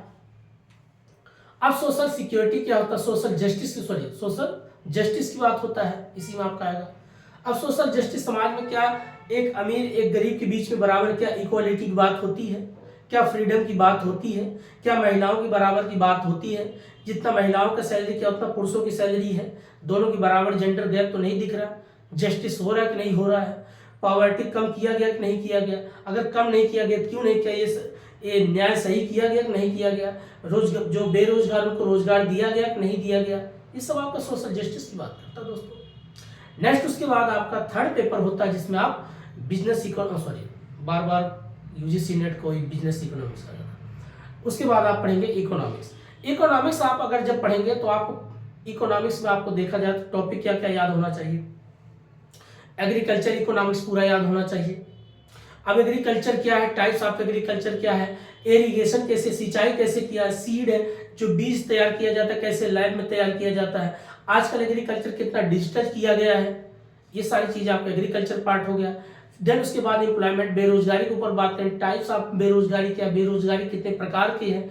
देन उसके बाद पॉवर्टी पढ़ेंगे, गरीबी क्या परिभाषा है, टाइप्स ऑफ पुअर क्या है, ये भी आप पढ़ेंगे। HDI ह्यूमन डेवलपमेंट इंडेक्स कैसे आप निर्धारित करेंगे, इसको कौन चलाता है, वर्ल्ड बैंक देता है, जारी करता है। देन उसके बाद आप पढ़ेंगे BOP क्या है, बैलेंस ऑफ पेमेंट क्या है, करंट अकाउंट क्या है, कैपिटल अकाउंट क्या है, जिसमें आप पढ़ेंगे BOD क्या है, बैलेंस ऑफ ट्रेड क्या है, जिसमें विजुअल गुड्स क्या है, नॉन विजुअल गुड्स क्या है, कैपिटल में पढ़ेंगे लॉन्ग टर्म गुड्स, FDI क्या है, FPI क्या है या FII क्या है, ये सारी पॉइंट आपको पढ़ना पड़ेगा। इन्वेस्टमेंट मॉडल क्या है, डिसइन्वेस्टमेंट क्या है, ये सारी चीज आपको पढ़ना पड़ेगा। देन उसके बाद आपका ट्रिम्स क्या है, ट्रिप्स क्या है और लैंड रिफॉर्मिंग क्या है। बैंकिंग सेक्टर आप पढ़ेंगे कि गवर्नमेंट का जो पॉलिसी होती है, जो आपका गवर्नमेंट पॉलिसी रेगुलेट मेंटेन रखने के लिए कौन सी दो बेसिक आधार है, एक आपका RBI है और एक आपका गवर्नमेंट है। कैसे RBI क्या करती है, मॉनेटरी सिस्टम चलाती है, और आपका जो गवर्नमेंट सिस्टम पार्ट जिसको बोलते हैं फिस्कल रेवेन्यू, राजकोषीय जो बनाते हैं, यहाँ पर आपका एक तरफ बजट जो बनता है, रिसिप्ट होता है, एक्सपेंडिचर होता है, रेवेन्यू रिसिप्ट और capital receipt, capital expenditure, revenue expenditure, ये सारे पॉइंट आपको पढ़ना पड़ेगा। बैंकिंग सेक्टर फिर आप पढ़ेंगे कि भाई आरबीआई रेपो रेट क्या है, रिवर्स रेपो रेट क्या, बैंक रेट क्या, एसएलआर क्या है, ये सारे पॉइंट आपको याद रखना पड़ेगा।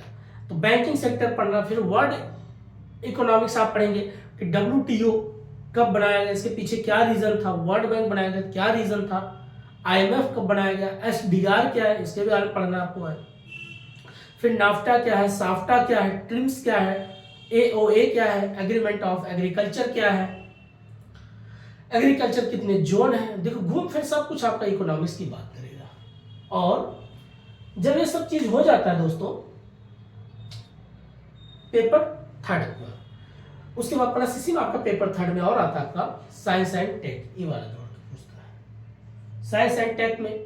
जैसे आजकल देखते होंगे एक सोशल, जगह यहाँ पर सोशल सिक्योरिटी की बात करेगा। सोशल सिक्योरिटी मीन्स होता है समाज को लेकर के इंटरनल और एक्सटर्नल, आंतरिक और बाह्य रूप में कितना मतलब सरकार किस तरीके के अपने लोगों को बचा रखी है। बाह्य में जैसे हमारा बीएसएफ बॉर्डर जो लगे लोग हैं वो उनके पास क्या वेपन्स हमारे पास अच्छे हैं, जो आप पढ़ेंगे स्पेस टेक्नोलॉजी, डिफेंस टेक्नोलॉजी, तो क्या हमारे पास अच्छे टेक्नोलॉजी चीजें हैं, या मान लीजिए हमने अपने बॉर्डर को कितना लेकर के कितना सुरक्षा महसूस करते हैं। भारत के अंदर आप देखिए यहाँ पर माओवाद है, नक्सलवाद है, आतंकवाद है, जातिवाद क्या, धर्मवाद क्या, ये सब विचारधारा जो प्रकट हुई है, इसको लेकर के कभी दंगा कभी फसाद चलती है, इसको लेकर के सरकार कितना एक्टिव है, ये पॉइंट आपको पढ़ना पड़ेगा। ये पॉइंट आपका हो जाता है पेपर थर्ड। फिर पेपर आपका फोर्थ होता है दोस्तों। पेपर फोर्थ में आपका आता है जिसमें ये भी 250 नंबर का होता है। 5 पॉइंट आपको याद रखना है। एटीट्यूड क्या है, एप्टीट्यूड क्या है, इंटीग्रिटी क्या है, सिंपैथी क्या है, एम्पैथी क्या है, मोरल क्या है और मोरल इंटेलिजेंस क्या है। देन उसके बाद केस स्टडी क्या है। ये इतना बस मिला करके बात करते क्या होता है। भाई देखिए किसी की नैतिकता को जो आपके माँ बाप आपके परिवार जो संस्कार दिए वो आप कभी मिटेगा नहीं। बाकी आपको ट्रेनिंग के माध्यम से सिर्फ ये कि आपको भी प्रोफेशनल बनाया जाता है, कैसे उठना, कैसे बैठना, कैसे लोगों से बात करना और अपनी बात को कैसे डील करोगे, हैंडल करोगे। इसको बोलते हैं इमोशनल इंटेलिजेंस। बहुत से लोग होते हैं जैसे बहुत सी भीड़ है गुस्से में भड़की हुई है, तो आप भी अगर आप गुस्सा दिखाएंगे तो और लड़ाई हो सकता है। वहाँ विनम्र हो जाएंगे तो सोचेगा ये विनम्र क्यों हो गए, तो ये होता है आपका इमोशनल इंटेलिजेंट। इस तरीके से आपको बात करना, चीजों को कैसे कंट्रोल करना। एटीट्यूड आपके अंदर जो व्यवहार है, जैसे बहुत लोग का व्यवहार होता है एरोगेंट होना, सेंसिटिव ना होना। सेंसिटिव मतलब जैसे थोड़ा सा बोलने में जुकाम से दिक्कत हो रहा, जैसे एरोगेंट हो जाना, बात बात में गुस्सा करना, चिड़चिड़ा हो जाना, किसी की बात ना सुनना, तो ऐसा नहीं, बहुत पोलाइटली होना चाहिए। तो आपका एटीट्यूड होता है, वही एटीट्यूड आपका एप्टीट्यूड बनता है। किसी चीज काम करने में आपकी कितना क्षमता है, तो एटीट्यूड, एप्टीट्यूड, इंटीग्रिटी। नेक्स्ट आपका आता है इंटीग्रिटी, सत्यनिष्ठा। जब आपको लगे कि मैं ये चीज गलत किया हूं तो एक्सेप्ट कर लो कि मैंने गलत किया। इंटीग्रिटी, सत्यनिष्ठा की बात, सत्य मैंने गलत किया है। तो ये आपका फोर्थ पेपर में चीजें पढ़ना। तो क्या क्या, attitude, aptitude, integrity, moral. Moral means होता है जो आप कहते हैं कि मॉरल नैतिकता, सोच विचार। जैसे मॉरल में सिचुएशन क्रिएट हो जाता है कि जिनकी शादी हुई है, अब एक तरफ वो बीवी की बात सुने कि या माँ की बात सुने, वो बेचारा लड़का दोनों तरफ फंस जाता है। माँ की बात सुनेगा तो बोलेंगे जाके माँ के पल्लू में बैठ जा, बीवी की बात सुने जाके बीवी के पल्लू में छुप जा। अब वो बेचारा जाए तो जाए किसकी बात सुने। अब वो अपना मॉरल कैसे यूज करे, अपनी नैतिकता को कैसे बेहतर बनाए कि वो माँ को भी देखना है, बीवी को देखना, बच्चों को भी देखना, बाप को भी देखना, घर भी देखना है। तो बेचारा क्या करता है, सबको कंधे पे लेकर के चलते चलते वो दब जाता है। तो उसको कौन सा तरीका अपनाना चाहिए, तो यही आपके लिए केस स्टडी बनता है। तो ये सारी चीजें आपको क्या होता है, पेपर फोर्थ की बात करता है। तो हमने दोस्तों ये बात, अब बात करते हैं आपका ऑप्शनल पेपर, जो सबसे ज्यादा अभी मैं यूजीसी नेट और प्लस आपका कॉमर्स की बात करता हूँ। चलिए, हाँ, इसके लिए मेंस को लिए आपको कैसे तैयारी करना है, तो आपको पीवाईक्यू क्वेश्चन उठाओ 2013 से 2024 तक। मैं बार बार नहीं कहूंगा, इससे आपको एक आइडिया मिलेगा, उसको लिखो खूब। और लिखने का तरीका देखिए, बहुत लोग मेंस कैसे लिखा जाता है, पहले किसी भी चीज का इंट्रोडक्शन दो। इंट्रोडक्शन मतलब उसकी पहले परिचय दो, किसी के बारे में परिचय दो 2-4 लाइन में। देन उसके बाद उसका मेन पॉइंट लिखो, मेंस पॉइंट। अब मेंस पॉइंट, देन उसके बाद लास्ट में कंक्लूजन लिखो, कंक्लूजन। मतलब इसका निष्कर्ष, बस इतना ही करना। पहले बताओ, मेन पॉइंट्स डालो, उसमें लिखो पॉजिटिव नेगेटिव, लास्ट में उसका कंक्लूजन। कंक्लूजन मतलब अपना राय दो। जैसे अभी लेटेस्ट में जैसे कुंभ के मेले में मान लीजिए भगदड़ हो गई, तो आप क्या अपना राय दे सकते हैं, कैसे सिस्टम गड़बड़ हो गया कि लोग वहां पर ब्यूरोक्रेसी पार्ट लोग रहेंगे, क्यों नहीं संभाल पाए। या दिल्ली में मान लीजिए इस प्रकार से रेलवे हादसा हो गई, रेलवे हादसे एक प्रकार रेलवे घटना हुई कि भीड़ कैसे मतलब काबू में नहीं आई, तो आप अपना राय दीजिए। ये होता लास्ट में आपका अपना राय होता है। मेन पॉइंट होता है जिसमें पॉजिटिव और नेगेटिव दोनों पॉइंट बताना होता है। इंट्रोडक्शन मतलब उसकी शुरुआत में परिचय बताओ। जैसे मैं क्वेश्चन कोई बताता हूं कि आप लोकतंत्र से क्या समझते हैं, आप लोकतंत्र से क्या समझते हैं, what do you understand by the democracy, आप मतलब लोकतंत्र के बारे में क्या जानते हैं। तो लोकतंत्र है क्या, पहले ये समझो। लोगों के ही मेल से बना लोकतंत्र है, लेकिन लोकतंत्र है क्या, क्या लोकतंत्र एक ट्रांसपेरेंसी दिखती है आज के दौर में, क्या सरकार ब्यूरोक्रेसी जो पार्ट है क्या लोकतंत्र को सही तरीके से पालन कर रहे हैं, या जनता के अपने रूल के अकॉर्डिंग चल रही है। यही पहलू होती है, आपको हर एक पॉइंट को आपको देखना पड़ेगा। फिर आप जाएंगे लेजिस्लेटिव, एग्जीक्यूटिव, जुडिशरी, क्या जुडिशरी सही तरीके से संविधान की पालन करती है, क्या लोग संविधान के अकॉर्डिंग नियम को फॉलो करते हैं, ये सब पार्ट क्या आपका लोकतंत्र है। अब जब आप इंट्रोडक्शन देंगे तो मेन पॉइंट बताइए कितना पॉजिटिव है कितना नेगेटिव, लास्ट में कंक्लूजन बताइए कि लोकतंत्र से मैं इतना सहमत हूं कि लोग सिर्फ लोकतंत्र की तो बात करते हैं, लेकिन खुद में देखा जाए लोकतंत्र की बात नहीं है। लोकतंत्र में सबकी बात सुनी जानी चाहिए। क्या लोग एक दूसरे की बात सुनते हैं, नहीं सुनते। लोगों के अंदर डिक्टेटरपन आ रहा, और डिक्टेटरपन अगर आ जाएगा तो लोकतंत्र कहाँ रह गया, तो तानाशाही हो गया। यही चीजें आपको समझना है दोस्तों। तो पहले आप introduction, main point, then conclusion. अच्छा, अब बात करते हैं आपका जो यूपीएससी के साथ साथ जिनको मान लीजिए प्लान बी वाले जो बात करते हैं, बहुत से लोग आजकल प्लान बी, मैं भी कहता हूँ प्लान बी अच्छी बात, लेकिन प्लान बी ऐसे करो कि एक पंथ दो काज हो जाए। जैसे आप इतनी सारी चीजें पढ़ लेते हैं, अगर इसके बेस पे मान चलिए आपको पीसीएस एग्जाम देना है तो बड़े आराम से निकाल सकते हैं। बहुत सी स्टेट में पीसीएस एग्जाम चलते रहते हैं, यूपी, बिहार, महाराष्ट्र, आपका गुजरात, आपका मध्य प्रदेश, आपका झारखंड, आपका छत्तीसगढ़, ऐसे राज्यों में जो हिंदी बेल्ट होते हैं वो उनके लिए ठीक होता है, क्योंकि वहां पर डोमिसाइल के लिए भी एक प्रॉपर वहां का लैंग्वेज आना बहुत जरूरी है। तो इसलिए बहुत से लोगों के हिंदी बेल्ट के लिए हिंदी ढूंढना बहुत पड़ता है। आइए बात करते हैं यूजीसी नेट प्लस। हाँ, अब ऑप्शनल का जो पेपर होता है, तो जब आप ऑप्शनल की तैयारी करते हैं, ऑप्शनल, अब यहां पर क्या होता है ऑप्शनल में दोस्तों, TIONL ऐसे समझो। यहां पर आपका दो पेपर होता है, दो पेपर आपका होता है। क्या क्या? पेपर 1 जो होता है कॉमर्स की अब बात करते हैं, और पेपर 2, ये दो पेपर होते हैं। क्या ये भी आपका 250 नंबर का होता है, ये भी आपका 250 नंबर। मैं कौन से paper, commerce and accountancy, commerce and accountancy ऐसे लिख दिया, अकाउंटेंसी जगह नहीं है, आगे दिखेगा नहीं। अब इसमें हमें क्या क्या टॉपिक है जो आप यूजीसी नेट की तैयारी करते हैं, सब सेम टू सेम वही है, सब कुछ वही है। बाकी इसमें बल्कि यूपीएससी के ऑप्शनल में आपका बिजनेस स्टैटिक्स और business environment, business banking, 3 topic बल्कि है नहीं, सिर्फ 7 पॉइंट आपको। आप बताते कौन कौन?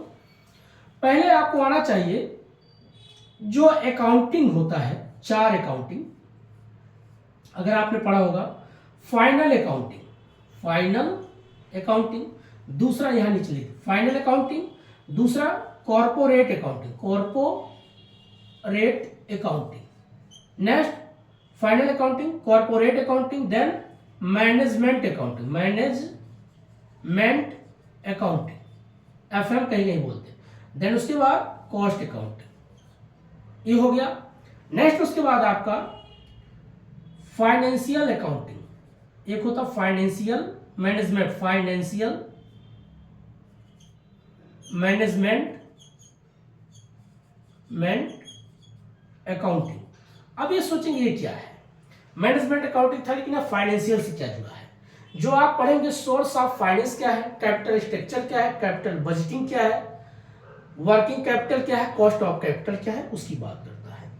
नेक्स्ट उसके बाद आपका ऑडिट, जो आप अंकेक्षण वगैरह करते हैं, इतना टॉपिक और प्लस आपका टैक्सेशन सिस्टम अर्थात टैक्सेशन सिस्टम जो आपका होता है, जिसमें आप पढ़ेंगे resident, non resident, agriculture, then उसके बाद head of income, basic source, salary, house property, business professional, capital gain, then other source.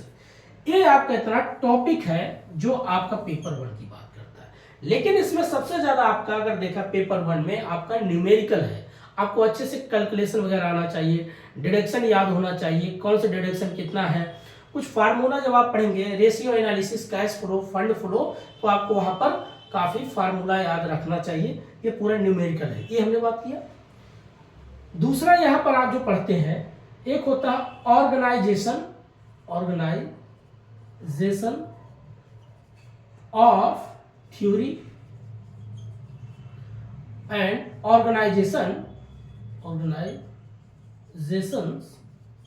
Of behaviour.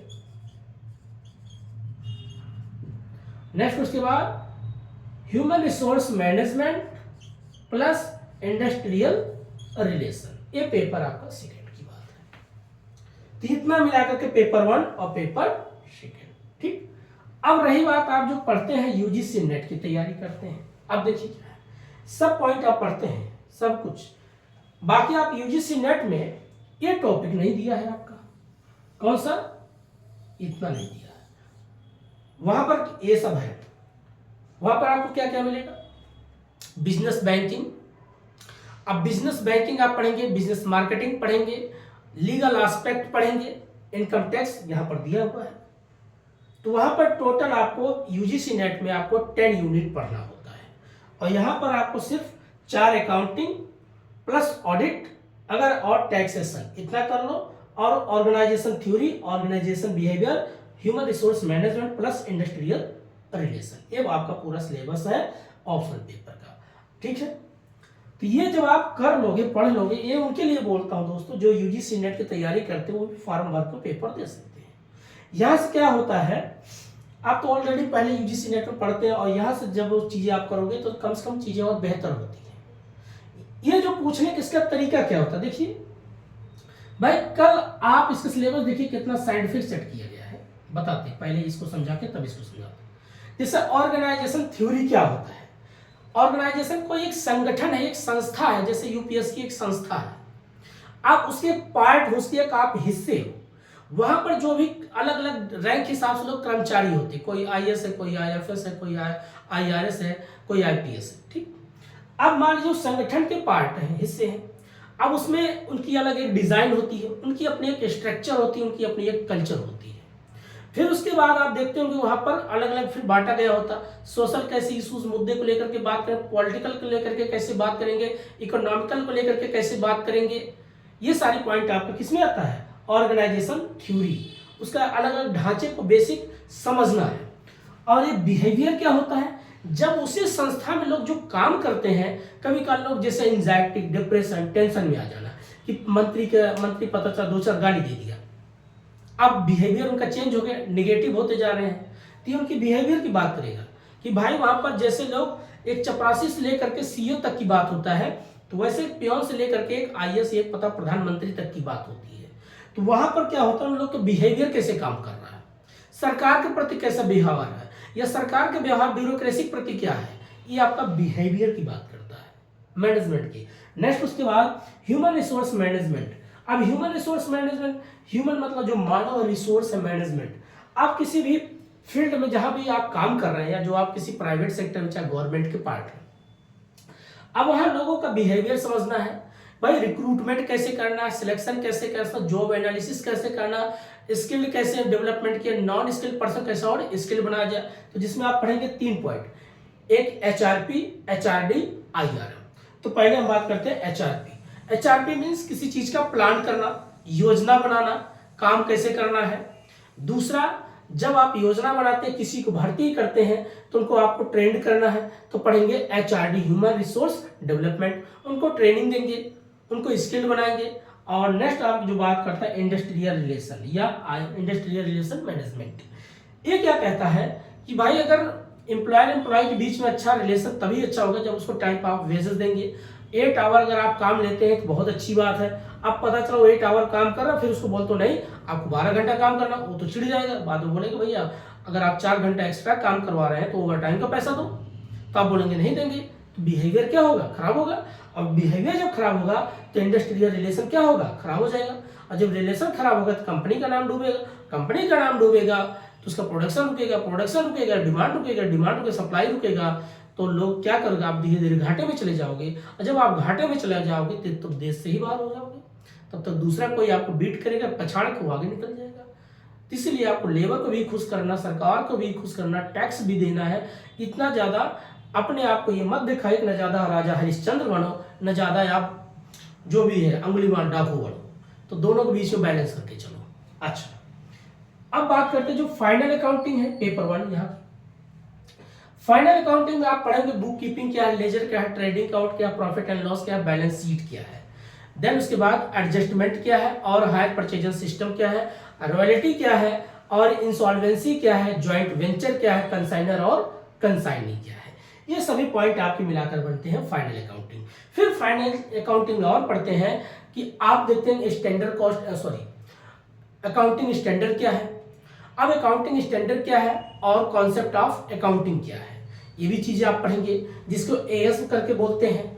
और आपका कॉन्सेप्ट ऑफ अकाउंटिंग पढ़ेंगे, डुअल एस्पेक्ट क्या है, डबल एंट्री सिस्टम क्या है, मनी मेजरमेंट कॉन्सेप्ट क्या है, ये सब पॉइंट आप किस में आता है, फाइनल अकाउंटिंग में। अभी गवर्नमेंट लेटेस्ट में कुछ टैक्सेशन सिस्टम को चेंज करने का, जो आप पढ़ते होंगे प्रीवियस ईयर, करंट ईयर, या जिसको बोलते हैं प्रीवियस ईयर और असेसमेंट ईयर, या तो उसको चेंज करके बोल दिया कि नहीं 1 अप्रैल से लेकर के 31 मार्च तक ही रहेगा, ये फाइनल ईयर की बात करेगा और कुछ किया नहीं है। अगला हम बात करते हैं कॉर्पोरेट अकाउंटिंग में, जिसमें आप पढ़े होंगे शेयर क्या है, डिवेंचर क्या है, हुंडी क्या है, बॉन्ड्स क्या है। अब बहुत लोग ये नहीं समझते हुंडी क्या है, बॉन्ड्स क्या है, अंडरराइटर कमीशन क्या है, लीवरेज क्या है, या इक्विटी क्या है, प्रेफरेंस क्या है, टाइप्स ऑफ प्रेफरेंस क्या है, रिडीमेबल क्या है, नॉन रिडीमेबल क्या है, क्यूमुलेटिव क्या है, नॉन क्यूमुलेटिव क्या है। ये सब पॉइंट क्या है आपको कराता है, ये आपका कॉर्पोरेट अकाउंटिंग की बात करता है। अमलगमेशन क्या है, होल्डिंग कंपनी क्या है, सब्सिडरी कंपनी क्या है, वैल्यूएशन ऑफ शेयर क्या है, वैल्यूएशन ऑफ गुडविल क्या है, ये सब पॉइंट आपका होता है कॉर्पोरेट अकाउंटिंग का।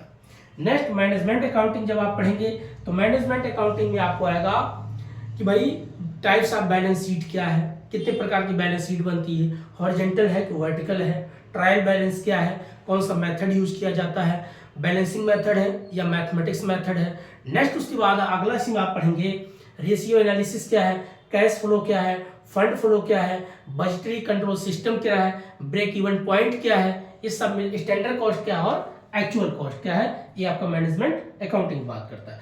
नेक्स्ट आप पढ़ेंगे कॉस्ट अकाउंटिंग। कॉस्ट अकाउंटिंग में आप पढ़ेंगे कि जैसे लिफो क्या है, फीफो क्या है, हीफो क्या है, वेटेड क्या है, एबीसी क्या है, ऑलवेज बेस्ट कंट्रोल सिस्टम क्या है।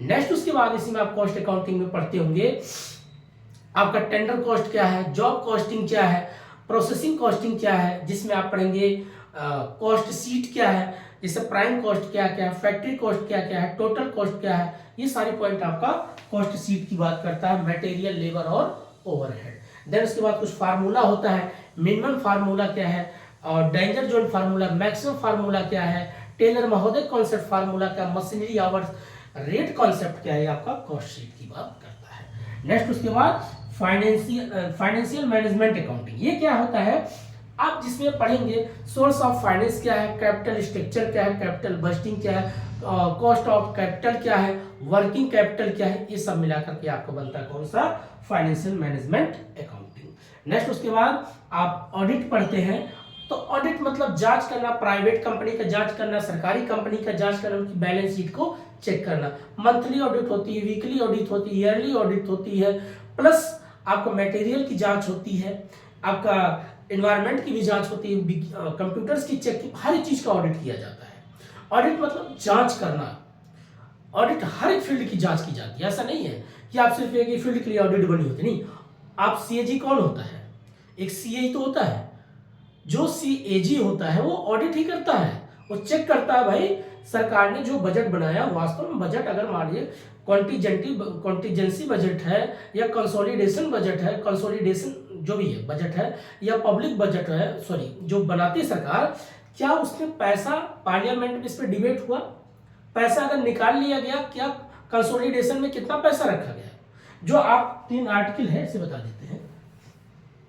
यह होता 266 1 क्लॉज, 266 क्लॉज 2 और एक होता 267। इस तरीके का आपका पढ़े होंगे कि भाई आकस्मिक निधि जिसे बोलते हैं कि आकस्मिक के लिए बनाया जाता है, कुछ पैसे जमा कर दिया जाता है, बाढ़ है, सूखा है, भूकंप, किसी भी प्रकार से उस पर इंटरफेयर किसका होगा, राष्ट्रपति का। तो राष्ट्रपति का पूरा इंटरफेयर होता है, लेकिन उस पैसे बाढ़ के लेकर पहले इसमें 500 करोड़ रखा गया था, अब उसको 2020 से अगर देखा जाए कोरोना काल के बाद 30,000 करोड़ तक रुपया इसमें अब पूरा एक आकस्मिक निधि तक बना दिया गया है। ये भी डाटा याद रखना, 266, 266 1 2 और 267, ये आपका कॉन्टीजेंटी ये पार्लियामेंट की बात कर तो वहां डिबेट किया जाता है, निकाला जाता है। फिर यही से पैसा जो टैक्स उसके आता है, इसमें आकस्मिक निधि, और ये होता है पब्लिक अकाउंटिंग, मतलब आप जैसे डाकघर में पैसा जमा करते हैं या गवर्नमेंट बैंक में आप पैसा जमा करते हैं, जो आप पीएफ या प्रोविडेंट फंड वगैरह करते हैं, इसकी बात करता है। देखिए हर एक पहलू आपको याद रखें। इसकी क्या करता है वो सीएजी क्या करता है, इसी की जांच करता है, चेक करता है। यही है पार्ट आपका ऑडिट का, ठीक है। अगला होता है टैक्सेशन सिस्टम। शुरुआत में बात कर लिया, टैक्सेशन सिस्टम आप जब पढ़ेंगे कि भाई रेजिडेंट नॉन रेजिडेंट टैक्स कौन देने के योग है, कौन टैक्स देने के योग नहीं है, जो भारत का निवासी होगा वही देने के योग होगा। उसमें अलग 260 दिन, उसके बाद 700 कुछ दिन प्लस उसमें 60 दिन, 10 साल में इतने दिन, पूरा एक क्राइटेरिया बना गया निवासी होगा कि नहीं निवासी होगा। फिर उसके बाद एग्रीकल्चर आप पढ़ते हैं इनकम टैक्स में कि भाई कौन सा फसल एग्रीकल्चर पार्ट होगा, कौन सा एग्रीकल्चर पार्ट नहीं होगा। कभी काल आप देखते हैं कि रोड पे जो टोल टैक्स लगा होता है, अगर ट्राली और ट्रैक्टर जाता होगा तो उससे टैक्स नहीं लिया जाता भाई। इसी लिखा क्या होता है, कृषि कार्य हेतु, क्योंकि कृषि में पैसा हमेशा नील होता है, इसलिए लोग जो ब्लैक मनी होता है सबसे ज्यादा लोग कृषि में आजकल लगाते हैं। कृषि में लगा देंगे, फसल में आग लगा देंगे, बोलेंगे सर फसल तो जल गई, सरकार से फिर लोन ले लेते हैं। सोचिए कई मछली पालन किए, मछली है उसमें जहर डाल दिए, मछली मर गई, बोले सर कि हमारी मछली सारी मर गई, सरकार से फिर पैसा ले लिया। जो ब्लैक का पैसा था वो उसको उसमें क्या करते हैं, दिखा व्हाइट में चेंज कर लेते हैं। बहुत कुछ चीजें हैं दोस्तों, अगर आप चीजें पढ़ोगे तो बहुत कुछ चीजें सीखोगे। अगला head of income. Head of income के बेसिक किस्म क्या है, सैलरी है, हाउस प्रॉपर्टी, बिजनेस प्रोफेशनल है, कैपिटल गेन, अदर सोर्सेस, सबको जोड़ो और 24 जो डिडक्शन उससे माइनस करो, देन उसके बाद टैक्स वगैरह घटाने के बाद आपके पास जो पैसा बचता है वही नेट इनकम बोला जाता है। तो ये था पूरा हमने बात किया आपका ऑप्शनल का और पीटी और मेंस का। लास्ट में जो आपका होता है पर्सनालिटी टेस्ट 275 नंबर का। पर्सनालिटी टेस्ट क्या होता है दोस्तों, आपसे बातें करते हैं, आपके बारे में जानते हैं, प्लस आपके नॉलेज चेक करते हैं, बस यही होती है पर्सनालिटी टेस्ट। आपके पहनावा ठीक है, एक फॉर्मल तरीके से कपड़े पहनिए, टाई लगाइए, जूता पहनिए, आप चले जाइए, जो वहां पर बैठिए। उनकी अलग अलग एक बोर्ड मेंबर बनते हैं, मैंने जो देखा देखी पहली बार सब कुछ जो सीखा बताता हूँ। बोर्ड मेंबर बनते हैं, अंदर जाओगे तो आपका कॉमर्स का अलग होगा, आर्ट का वालों का अलग होगा, सब्जेक्ट वाइज अलग होगा। फिर बोर्ड मेंबर आपको बनेंगे, 5 लोग बैठते हैं, कभी किसी किसी में कोई लेडीज बैठ जाती है, एक्सपीरियंस होल्डर वही लोग बैठते हैं, कोई कॉलेज कोई प्रोफेसर भी बैठा होता है, लेकिन हमें पता थोड़ी होता है कौन बैठा। एक बोर्ड मेंबर होगा, आपका रोल नंबर होगा। अब रोल नंबर जैसे क्या होता है, ऐसे आपको एक फोटो लगा रहेगा, यहाँ लिखा रहेगा इंटरव्यू, जिस तारीख को उसका रहेगा, यहाँ पर आपका साइन रहता है, प्लस आपका एड्रेस, कहाँ से आप बिलोंग करते हैं, बस इतना रहता है आपका एडमिट कार्ड, और कुछ होता नहीं। तो यहाँ से आप जाएंगे तो इंटरव्यू देंगे। अगर इंटरव्यू में अब भाई उनके ऊपर डिपेंड करता है, पास करें फेल करें, उनके ऊपर डिपेंड करता है, उनके हाथ में सब कुछ है। ठीक है दोस्तों, अब बात करते हैं नेक्स्ट यूजीसी नेट के में क्या क्या टॉपिक है। ये तो हो गया यूपीएससी का, ठीक। तो अब जिनको यूपीएससी तैयारी करना है, मैं उनके लिए मोटिवेट इसलिए कर रहा हूँ कि भाई यहाँ पर मैं नहीं कहूँगा कि आग में कूद जाओ, आग में कूदने की बात नहीं है। जिनको अपनी गरीबी, जिनको अपनी स्थिति पता है, और लोग देखिए कोरोना काल के बाद से लोग सरकारी नौकरी इसीलिए चाहते हैं। प्राइवेट नौकरी क्या है दोस्तों, पैसे तो देती है, लेकिन उन लोगों को क्या लगता है कि फ्यूचर सिक्योर नहीं है। सबसे बड़ी बात कि मान लीजिए कभी कोई ऐसी, जैसे कोरोना काल में क्या हुआ था, जब बहुत सी कंपनियां बंद होने लगी तो वर्कर को घर भेजती है। अब बेचारे वो घर पे बैठ गए, कुछ पैसा मिल नहीं रहा था। सरकारी में जितने लोग थे उनको कम से कम सैलरी तो मिल रही थी, इसीलिए सरकार की तरफ या सरकारी नौकरी को ज्यादातर महत्व देते हैं सरकारी चीजें तैयारी करने का। और इसी यही एक वजह है। अगर वही प्राइवेट कंपनियां भी अगर सेम टू सेम कंडीशन लागू कर दे, कोई बात नहीं, हम आपको इतना भी सैलरी देंगे, प्लस हम और फैसिलिटी देंगे। मैं गारंटी लेता हूं दोस्तों, लोग सरकारी नौकरी में जाने बंद कर देंगे। जिस दिन प्राइवेट कंपनी ये बोल दे कि कोई बात नहीं, आपको जैसे गवर्नमेंट सिस्टम चलता है 8 घंटा काम करो, 8 घंटा करो, प्लस जो छुट्टी जितना बनता है सरकारी छुट्टी उतना आपको पूरी छुट्टी मिलेगा, प्लस जैसे सरकार क्या करती है, आपको पैसा देती है, मान लीजिए रिटायरमेंट के बाद या उससे जोड़ करके अगर सारा ऐसे आपको भी मिलेगा, तो कौन जाएगा सरकारी में? कोई नहीं जाएगा। लोग लगे यार अब पैसा यहाँ शिफ्ट है, ठीक है, बुढ़ापा सिक्योर है, तो प्राइवेट में चलते हैं। अगर सरकार इसको इस चीज को इक्वल कर देती तो प्राइवेट और सरकारी नहीं कहा गया, लेकिन प्राइवेट जो शब्द है अगर उसमें इतना चीज चेंज कर दे कि भाई ठीक है, आप किसी कंपनी जॉब करते हैं, आपको 60,000 70,000 जो भी सैलरी है, जब आप रिटायरमेंट होंगे तो आपको या चाहे सब पैसा जोड़ के देंगे या किस्त वाइज आपको देते नहीं। ये सिस्टम कर दे तो कोई गवर्नमेंट की तरफ जाएगा नहीं, हट जाएंगे। अब बात करते हैं यूजीसी नेट। यूजीसी नेट क्या है? अब देखिए ये क्या है। हाँ, ये आप एक ब्यूरोक्रेटी का पार्ट बनते हैं, जो भी है ब्यूरोक्रेसी का एक पार्ट बनते हैं। नौकरशाही होते एक आप नौकर होते, एक सर्वेंट होते हैं। जनता को बेहतर काम करके बताएंगे, कैसे काम किया जाता है उनको हैंडल करेंगे, सरकार की बनी हुई योजनाओं को जमीनी स्तर तक पहुंचाना, यही काम होता है। अब बात करते हैं यूजीसी नेट। यहाँ आप बनते हैं एक प्रोफेसर। देखिए आईएएस का जो सैलरी होता है शुरुआत में 56,000 मिलता है, बस, इससे ज्यादा नहीं है। लेकिन यही अगर आप एक प्रोफेसर होगा तो स्टार्टिंग में उसका 70-80 हजार होता है, ये भी याद रखिएगा। अगर प्रोफेसर होगा 70-80 हजार और उसका 2-3 साल के बाद 1 लाख से ऊपर पहुंच जाता है। इनको लग जाएगा कम से कम 10 साल तक, तब जाके कहीं इनको सैलरी बढ़ती है।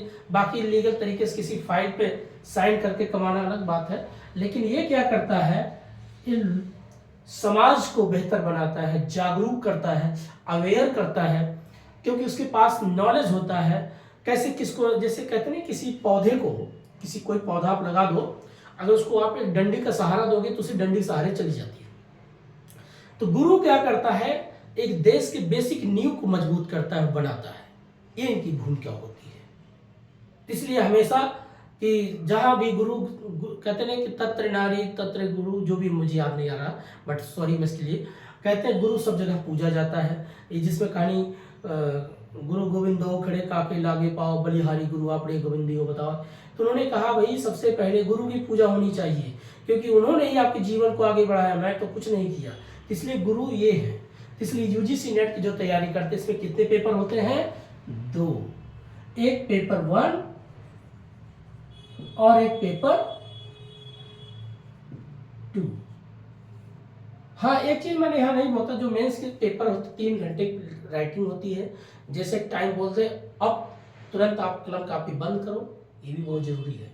बहुत से लोग होते नहीं नहीं अभी एक और क्वेश्चन लिखते हैं, आपको माइनस मार्किंग कर देते हैं। अब आइए हम बात करते हैं यूजीसी नेट। यूजीसी नेट में पहला आपका शुरुआत होता है टीचिंग एप्टीट्यूड। Teaching aptitude. दूसरा आपका होता है यूनिट इसमें research aptitude. Research aptitude. Third आपका होता है कम्युनिकेशन। कम्युनिकेशन। नेक्स्ट आपका होता है कॉम्प्रिहेंशन।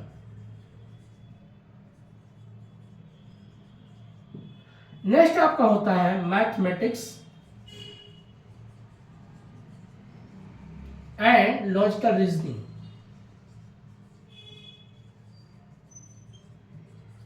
ठीक। नेक्स्ट आपका होता है डेटा इंटरप्रिटेशन। इंटरप्रिटेशन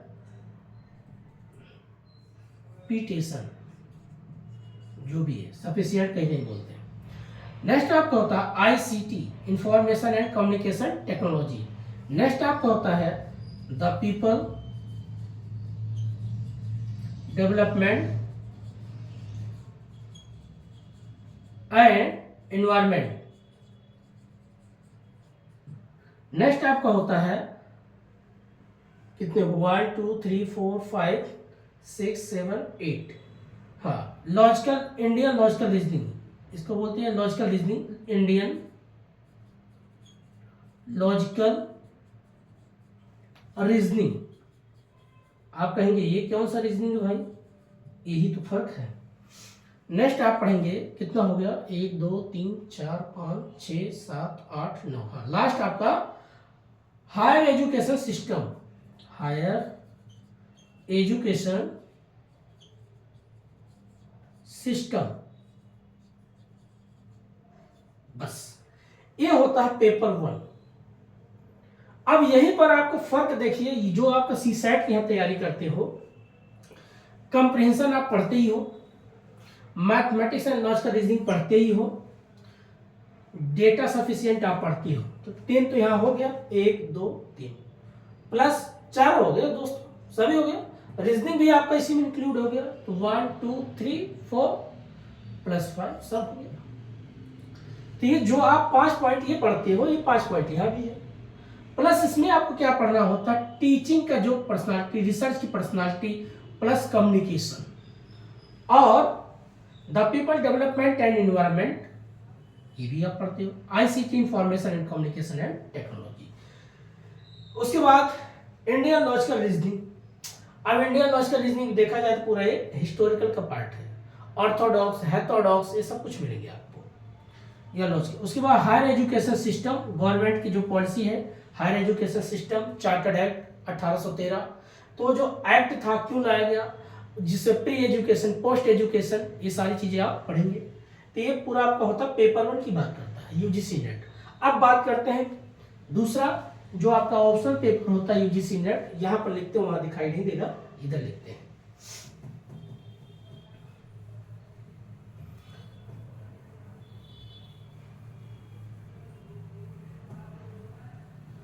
अब इससे फायदा क्या होता है, जो लोग यूजीसी नेट की तैयारी करते हैं पेपर, क्योंकि काफी चीजें आप पढ़ लेते हैं, इस यहाँ से उनकी सी सेट अच्छी मजबूत हुई। मेरी सी सेट की तैयारी यहीं से किया था मजबूत दोस्तों, क्योंकि बार बार वो सब चीजें पढ़ता, ये सब करना पड़ता था, यहाँ तैयारी हो गई। अब बात करते हैं आपका यूजीसी नेट जो ऑप्शन पेपर है कॉमर्स, यह पहला आपका आता है business, environment and international, shortcut में लिखेंगे बिजनेस। नेक्स्ट दूसरा बिजनेस, ऑडिट एंड अकाउंटिंग। तीसरा बिजनेस इकोनॉमिक्स। अच्छा, कभी काल लोग पूछते हैं इकोनॉमिक्स और इकोनॉमी में क्या अर्थ होता है, अर्थशास्त्र और अर्थव्यवस्था। अर्थशास्त्र मतलब होता है जो आपके पास धन है, जो पैसा है, ठीक है, ये आपका क्या है, अर्थ है, पैसा है। आपने जैसे अपना पैसा कहां कहां खर्च किया, जब उसका आप अध्ययन करते उसको बोलते हैं अर्थशास्त्र। और जब तक पैसा आपके जेब में था वही आपकी थी अर्थव्यवस्था। आपने पैसे मतलब अर्थ मतलब धन, व्यवस्था कहां कहां आपने खर्च किया, जब उसका आप अध्ययन करते हैं, तो इकोनॉमिक्स। फोर्थ बिजनेस स्टैटिस्टिक्स, सांख्यिकी। Fifth business banking. अब बैंकिंग पढ़ेंगे भाई, एनबीएफसी बैंक क्या है, डीएफआई बैंक क्या है, शेड्यूल बैंक क्या है, नॉन शेड्यूल बैंक क्या है, कारपोरेट बैंक क्या है, नॉन कॉर्पोरेट बैंक, बहुत कुछ आप, schedule bank, non schedule bank, private bank, public bank, national bank, corporate bank, ये सब बैंक की बात करेगा। आरबीआई क्या पॉलिसी, कमर्शियल बैंक कैसे काम करता है, monetary policy, fiscal policy, capital market, money market, primary market, secondary market, सब पॉइंट आपको बैंकिंग। Digital banking. अगला business human resource and management, business management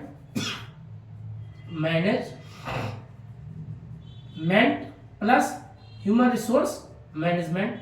seventh business marketing, बाजार क्या है, टाइप्स ऑफ मार्केटिंग, डेमोग्राफिक क्या है, इंटीग्रेटेड मार्केट क्या है, ग्रीन मार्केटिंग क्या है, डिजिटल मार्केटिंग क्या है, कंज्यूमर प्रोटेक्शन एक्ट क्या है, ये सारी चीजें।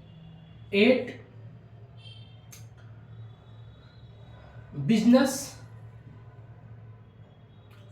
फाइनेंस हो गया, यस, बिजनेस फाइनेंस शुरुआत में था, कोई बात नहीं। 9th business legal aspect. 10th business income tax and taxation and international taxation या डबल टैक्स सिस्टम DTA, ऐसे बस खत्म। ये आपका होता है ऑप्शन पेपर यूजीसी नेट का। ठीक है दोस्तों, तो ये सब पॉइंट आपका पेपर 1 और पेपर 2 का यूजीसी नेट। अगर आपने इतना ये चीजें पढ़ लिया, पेपर 1 आपका ये अच्छे से तैयार हो गया और पेपर 2, तो यहाँ से आप क्या कर सकते हैं, जिनके लिए प्लान बी की तैयारी करना है, अगर यूपीएससी तैयारी करते हैं तो अपना ऑप्शन पेपर ये ऐसा रखो कि जिससे प्लान बी बन जाए। तो यहाँ से अगर आप इस चीज की तैयारी करते हैं तो आपके लिए काफी बेटर होता है। अब इसमें आप पढ़ते होंगे कि बिजनेस इन्वायरमेंट क्या है और इंटरनेशनल बिजनेस क्या है। बहुत बेसिक कॉन्सेप्ट बाद में बताएंगे, नहीं तो लंबी वीडियो हो जाएगी और आप लोग बोर होते होंगे, मुझे मालूम है, लेकिन जो पढ़ने वाले उनके लिए बोरिंग नहीं लगती। जिनको भाई पढ़ाई करना, जिनको अपने फ्यूचर को लेकर के सीरियस, उनके लिए कभी बोरिंग नहीं होना चाहिए, बोर नहीं होना चाहिए। भाई आप खुद सोचो, आपको तो मौका मिला है। पहले अंग्रेज जैसे थे, चाबुक बरसाते थे आपको दिन भर।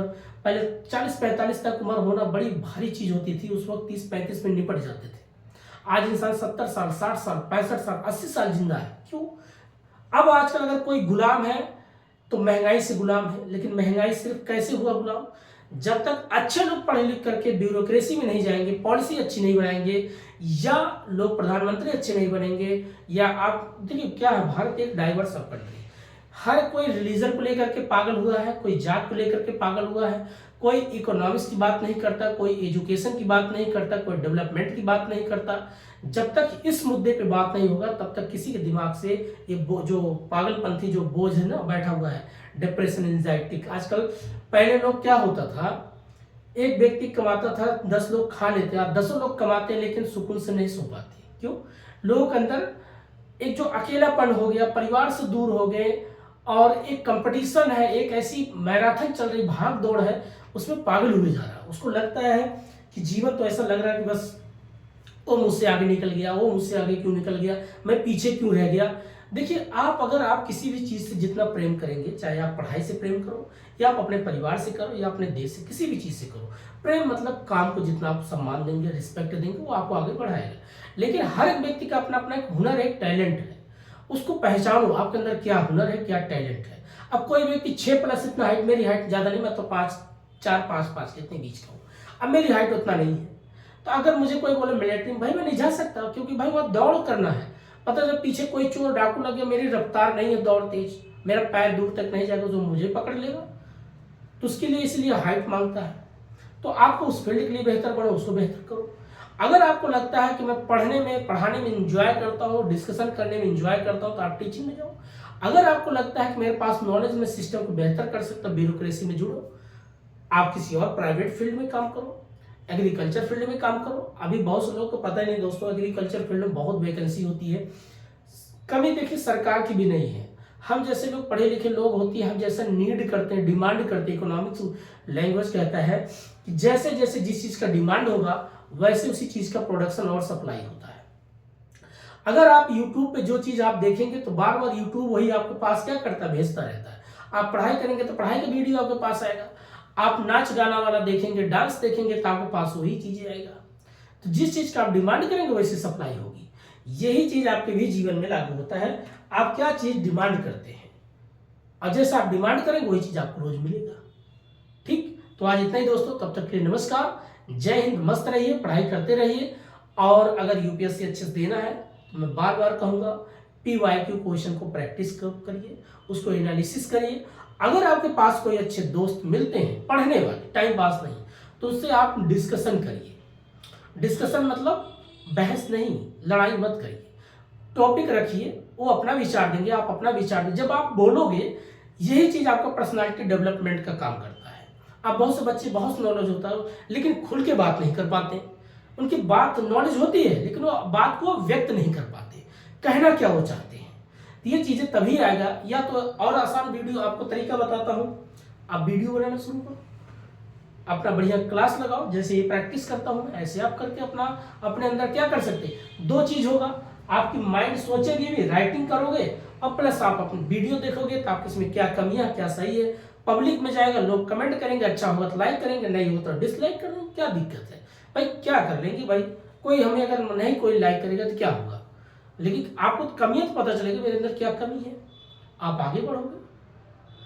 एकलव्य की देखिए, जो कहते हैं एकलव्य जो बाण चलाना सीखे थे, ऐसा क्यों बेहतर सीखे? उन्होंने, भले उनके लिए समय लगा, लेकिन वो खुद से प्रैक्टिस करके सीखे, एक्टिव लर्निंग सीखे। लेकिन आजकल लोगों को पैसिव बना दिया गया। कोचिंग पे टिके हैं 2-2 साल, 5-5 साल कोचिंग ढूंढ रहे हैं, लाइब्रेरी में पढ़ रहे हैं। पढ़ने से कुछ नहीं, आपने पढ़ाई जितना ग्रेजुएशन में कर ली, आपके पास जो नॉलेज है उसको एनालिटिकल करिए, एनालिसिस करिए, क्रिटिसाइज करिए, कंक्लूजन निकालना सीखिए। ये होती है आपका, चाहे प्रोफेसर बनना हो या ब्यूरोक्रेसी में जाना हो। मैं अभी बना नहीं हूँ, मैं भी कहता हूँ मैं कुछ नहीं हूँ, मैं भी हर दिन सीखूंगा।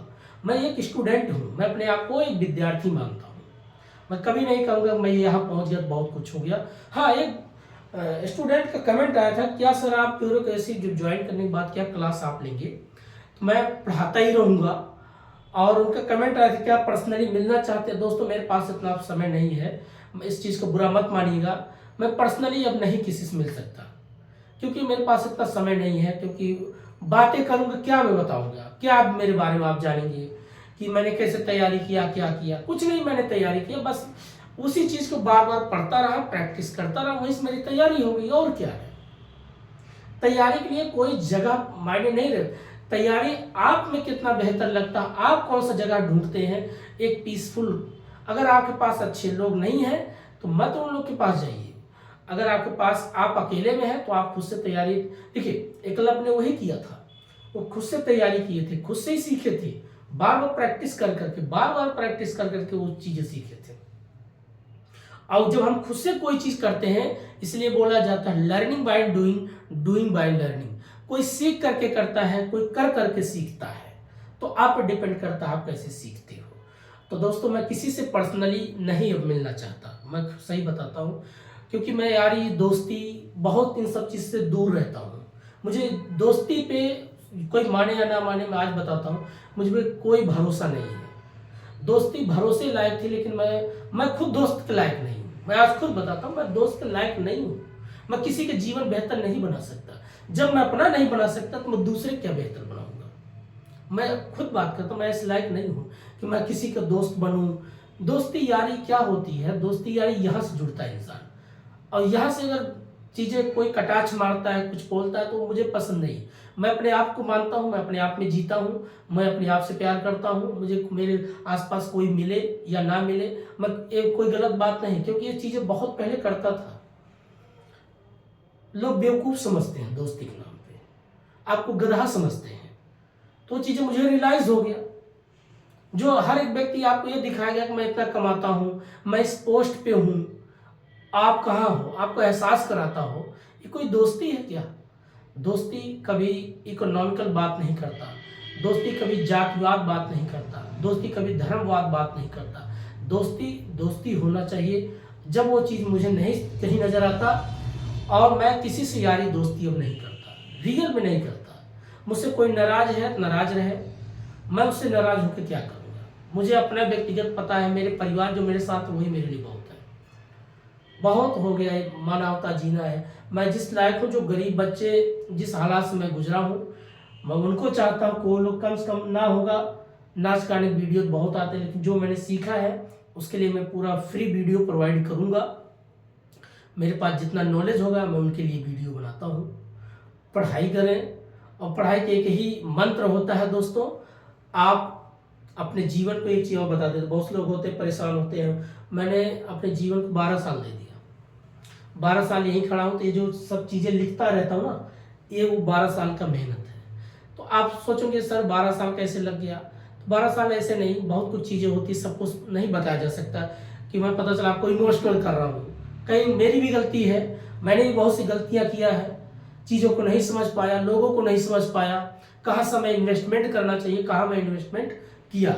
तो मैं बार बार यही कहूँगा, अगर आपको कोई रिश्ता हो, चाहे दोस्ती, चाहे लड़का से हो, चाहे किसी लड़की से हो, या चाहे आपके दोस्त हो, दोस्ती का मतलब ये नहीं होता टाइम पास। दोस्ती का मतलब आप भी प्रोग्रेसिव दोस्त हो, वो आपको प्रोग्रेस करे, वो आपको उसको प्रोग्रेस करो। चाहे 20 दिन के बाद मिलो, लेकिन कभी मन में ये महसूस ना हो कि मुझसे आगे है, मैं उससे पीछे हूँ। ये सब चीज़ें बैक रखना चाहिए। अब आजकल यारी दोस्ती इस लेवल होता है, आपको पैसा देख के दोस्ती करना, आपका पोजीशन देख के दोस्ती करना, तो ये दोस्ती नहीं होता है, वो आपको यूज करना चाहता है। तो इस प्रकार दोस्ती वोस्ती कुछ नहीं होता है, ये सब बकवास होता है। सब लोग आपके धन, आपके प्रतिष्ठा पे ही दोस्ती करते हैं, और ऐसे चीज को मैं कभी कुछ नहीं मानता, ऐसी चीज बकवास है। इसलिए मैं अकेले मस्त रहता हूँ। मेरे पास किसी कॉल भी है, मैं कॉल उठा लेता हूँ, ठीक, लेकिन अब मेरा किसी से दोस्ती यारी करने का मन नहीं है। मैं अपना एक अनुभव ही बताऊंगा। अगर आपका चाहे लड़की, चाहे लड़का, चाहे दोस्त, अगर वो आपको प्रोग्रेसिव करता है, आपको बढ़ाने के लिए आपको मोटिवेट करता है, आपकी चाहे दिया, कहावत है, चाहे दिया सोने का हो या मिट्टी का हो, प्रकाश कौन दे रहा हो वो मायने रखता है। जो आपके दुख सुख में खड़ा हो वही आपका दोस्त होता है, वही आपका बंधु होता है, वही आपके लिए खुशी में खुशी, आपके दुख में दुखी होता है। उससे रिश्ते मत तोड़ना। बाकी जो लोग आपको ये समझे, मतलब के लिए बात करें, मतलब के लिए आपसे मिले, तुरंत ऐसे लोग का नंबर ब्लॉक करो, साइड फेंको। ना तो समय ऐसा आपको चूस जाता है, आपको पता नहीं चलता कब। जैसे मैं आज अब आपको बता रहा हूँ, यही चीज़ लोग करते हैं। तो पहले अपना लाइफ सेट करिए, अपने आप को बेहतर बनिए। दोस्ती यारी बनता रहेगा, बिगड़ता रहेगा। आपके पास पैसा होगा ना, तो हजारों दोस्त मिलेंगे।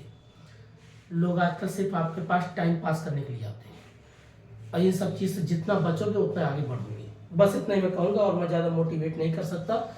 लेकिन मैं पर्सनली किसी से मिलना नहीं चाहता।